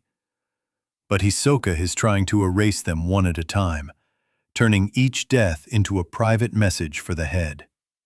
The group created so that no single life could destroy the body is being attacked through the very lives it claims can be replaced. Hisoka is testing whether Chrollo's philosophy can survive repeated grief. The black whale feels like the beginning of a different kind of duel. Heaven's arena was public, structured, and contained. The black whale is hidden, sprawling, and unstable. Chrollo cannot simply arrange the entire ship the way he arranged the arena. He can plan, but other plans are already moving. He can hunt, but others are hunting too. He can read the room, but the room is the size of a city and full of locked doors. Chrollo remains a genius, but the environment is not his alone. The succession war above him turns the upper tiers into a royal battlefield. The mafia conflicts below turn the lower tiers into a criminal chessboard. Civilians become potential cover, victims, and witnesses. Hisoka's presence turns every layer of the ship into a possible murder scene. And Chrollo moves through it like a dark thread. He is still the elegant thief. He is still the leader who can make chaos feel meaningful. He is still the boy from Meteor City, grown into a man who studies people the way others study maps. But now his coolness has a colder edge. This is not only about stealing treasure or defeating an opponent. Hisoka has touched the family, and Chrollo's history tells us what happens when someone touches the family. Grief becomes structure. Loss becomes purpose. The body begins to move. The black whale sails forward through dark water, carrying royalty, criminals, hunters, innocents, secrets, and a wounded spider searching for the magician who cut its web. Chrollo Lucilfer, the quiet head of the spider, moves through the ship knowing that the next performance has already begun. Only this time, no one knows who controls the stage. On the black whale, Chrollo Lucilfer is surrounded by a world that looks alive on the surface, but feels like a tomb beneath it. The ship moves forward through dark water, carrying royalty, criminals, hunters, soldiers, civilians, secrets, and wars that have not yet fully shown their faces. Every tier has its own rules. Every hallway has its own danger. But beneath all of them, another hunt is unfolding quietly. One that belongs to the spider and the magician who wounded it. For Chrollo, the search for Hisoka is not only revenge. Revenge is too small a word for what this has become. Hisoka has not simply challenged him. He has touched the spider itself. He has killed members of the body, turned Chrollo's victory into a wound, and made every remaining leg feel the pressure of being hunted. Hisoka is no longer just the opponent who waited for a duel. He is the one trying to cut apart the family Chrollo built from Meteor City's ashes. And that is why Chrollo cannot ignore him. The rule of the spider says the body must continue, even when legs are lost. But the rule was never meant to make loss meaningless. Chrollo may be calm, but his calm is not emptiness. It is control. It is the same control that allowed a child from a forgotten city to turn grief into structure, performance into leadership, and abandoned children into a symbol the world could not erase. When the spider bleeds, Chrollo studies the wound. Then he decides how the body must move. Chrollo is not walking toward Hisoka as a reckless man blinded by anger.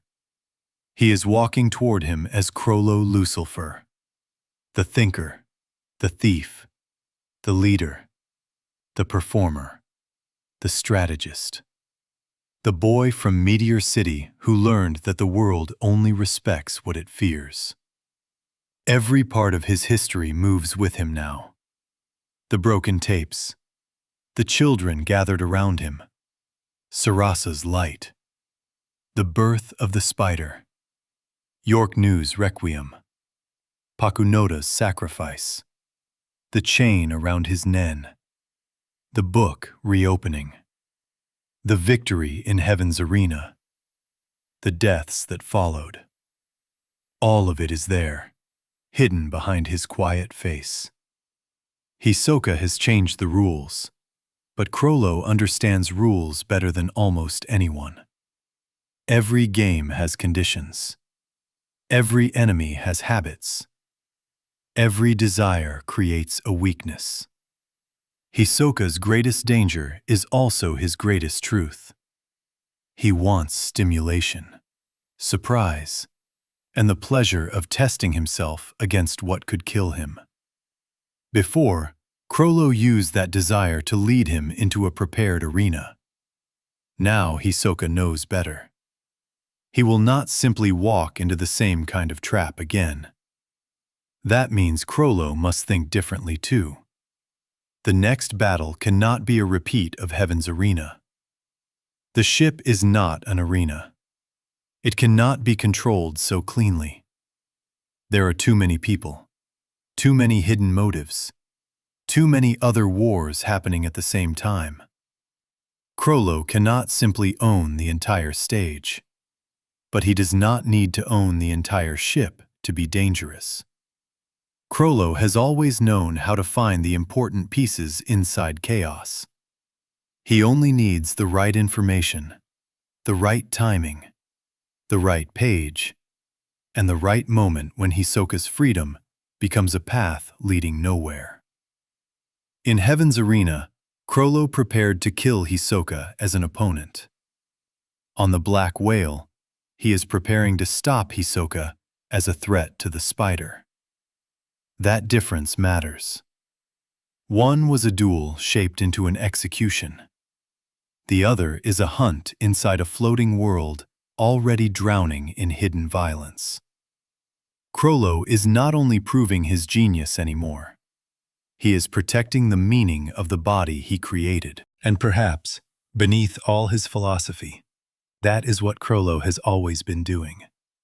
Trying to protect meaning. In Meteor City, meaning was fragile. People could be born without records, live without protection, and vanish without anyone outside caring. The children had to create their own proof that they existed. Chrollo gave them stories first.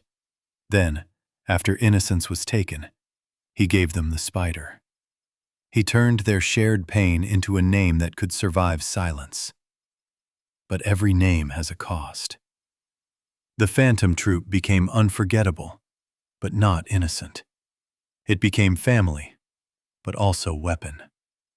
It protected the abandoned children from being erased, but it also erased others. It mourned its own with devotion, but showed the outside world almost no mercy. Chrollo's genius created a structure that could survive grief, but that structure spread grief wherever it moved.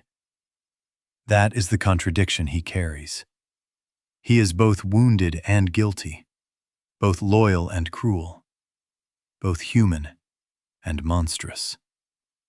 That is why his story is so compelling. Chrollo cannot be reduced to only darkness, because his darkness has roots. But he cannot be excused by those roots either, because the branches have reached too many innocent lives. He is not a villain who never loved. He is a villain whose love became selective, sacred inside the web, and terrifying outside it. His heart did not disappear. It narrowed. On the Black Whale, that narrow heart is focused on Hisoka. Somewhere on the ship, the magician is moving through crowds and shadows. He may be disguised. He may be watching. He may be closer than anyone realizes. Hisoka no longer needs a stage with lights and cheering spectators. Now the entire ship is his stage, and every member of the spider knows that any quiet hallway could become the next scene. But Chrollo is also a performer. He understands the power of absence. He understands how silence can become pressure. Every rumor, every movement, every death, and every strange detail can become part of the pattern. While others may search with anger, Chrollo searches with patience. He has always been at his most dangerous when the world thinks he is only waiting. The remaining members of the spider move through the ship with their own relationship to grief. Some are restless. Some are cold. Some are eager for violence. Some are careful because they understand that Hisoka is not a normal enemy. But all of them carry the same wound. Shalnark and Kortopi are gone. Uvogin and Pakunoda are already ghosts behind them. The spider continues, but it is not whole. Every missing member makes the old rule feel heavier. The body keeps moving, but the body remembers. And Chrollo remembers too, even if his face does not reveal it. His grief does not make him loud, it makes him precise. When he mourned Uvogin, he turned a city into a requiem. When Pakunoda died, the spider carried her memory forward. Now Hisoka has added more ghosts to the web, and Chrollo's response is not panic. It is preparation. The same mind that once made murder feel like music now begins arranging the next answer in silence. The black whale itself seems to understand the mood. It is crowded, but lonely. Loud, but secretive. Moving forward, but trapped by the ocean on every side. No one aboard can truly escape the direction of the voyage. That makes the ship a perfect place for Chrollo's current life. He too is moving forward through something he cannot simply step away from. The spider has been wounded. Hisoka is somewhere ahead. The past has caught up again. And Chrollo, as always, walks calmly toward the thing that might destroy him. But he does not walk like someone seeking death. He walks like someone seeking the correct ending. That is one of the deepest differences between Chrollo and Hisoka. Hisoka wants the moment. Chrollo wants the structure. Hisoka wants the thrill of what could happen. Chrollo wants to decide what will happen. Hisoka is alive in uncertainty. Chrollo is alive in arrangement. Their conflict works because each one threatens the other's way of existing. Hisoka disrupts Chrollo's control. Chrollo denies Hisoka's freedom. On the Black Whale, that philosophy has become personal. Hisoka wants to cut the web until Chrollo has no choice but to face him under new conditions. Chrollo wants to find the magician and end the threat before more of the spider is taken. One wants to force the head out by killing the legs. The other wants to protect the body by removing the blade. The story does not end here, with peace, redemption, or final victory. It ends with motion. Chrollo Lucilfer walks through the Black Whale with the quiet weight of everything he has been. The forgotten child, the gifted performer, the creator of the spider, the elegant thief, the man who lost his nen and waited, the strategist who defeated Hisoka, and the leader whose victory created a worse enemy. Somewhere ahead, Hisoka is waiting, hiding, smiling, or preparing his own move. Somewhere behind Chrollo, the ghosts of the spider walk with him. Uvogin, Pakunoda, Shalnark, Kortopi, and the memory of the children from Meteor City all remain part of the web, even after death. And somewhere deep inside Chrollo, beneath the calm voice and unreadable eyes, the boy from Meteor City is still answering the same lesson the world taught him long ago. If something precious can be taken, then become powerful enough to take something back. The Black Whale sails into darkness. The spider keeps moving. The magician is still out there. And Chrollo Lucilfer, the dark genius of Hunter x Hunter, walks quietly toward him with a book of stolen powers, a wounded family behind him, and the kind of calm that means the next tragedy has already begun.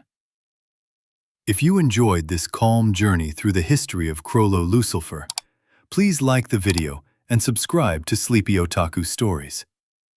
It helps the channel grow and lets us keep telling peaceful anime retellings, full stories, and deep character journeys. Thanks for watching, and rest easy.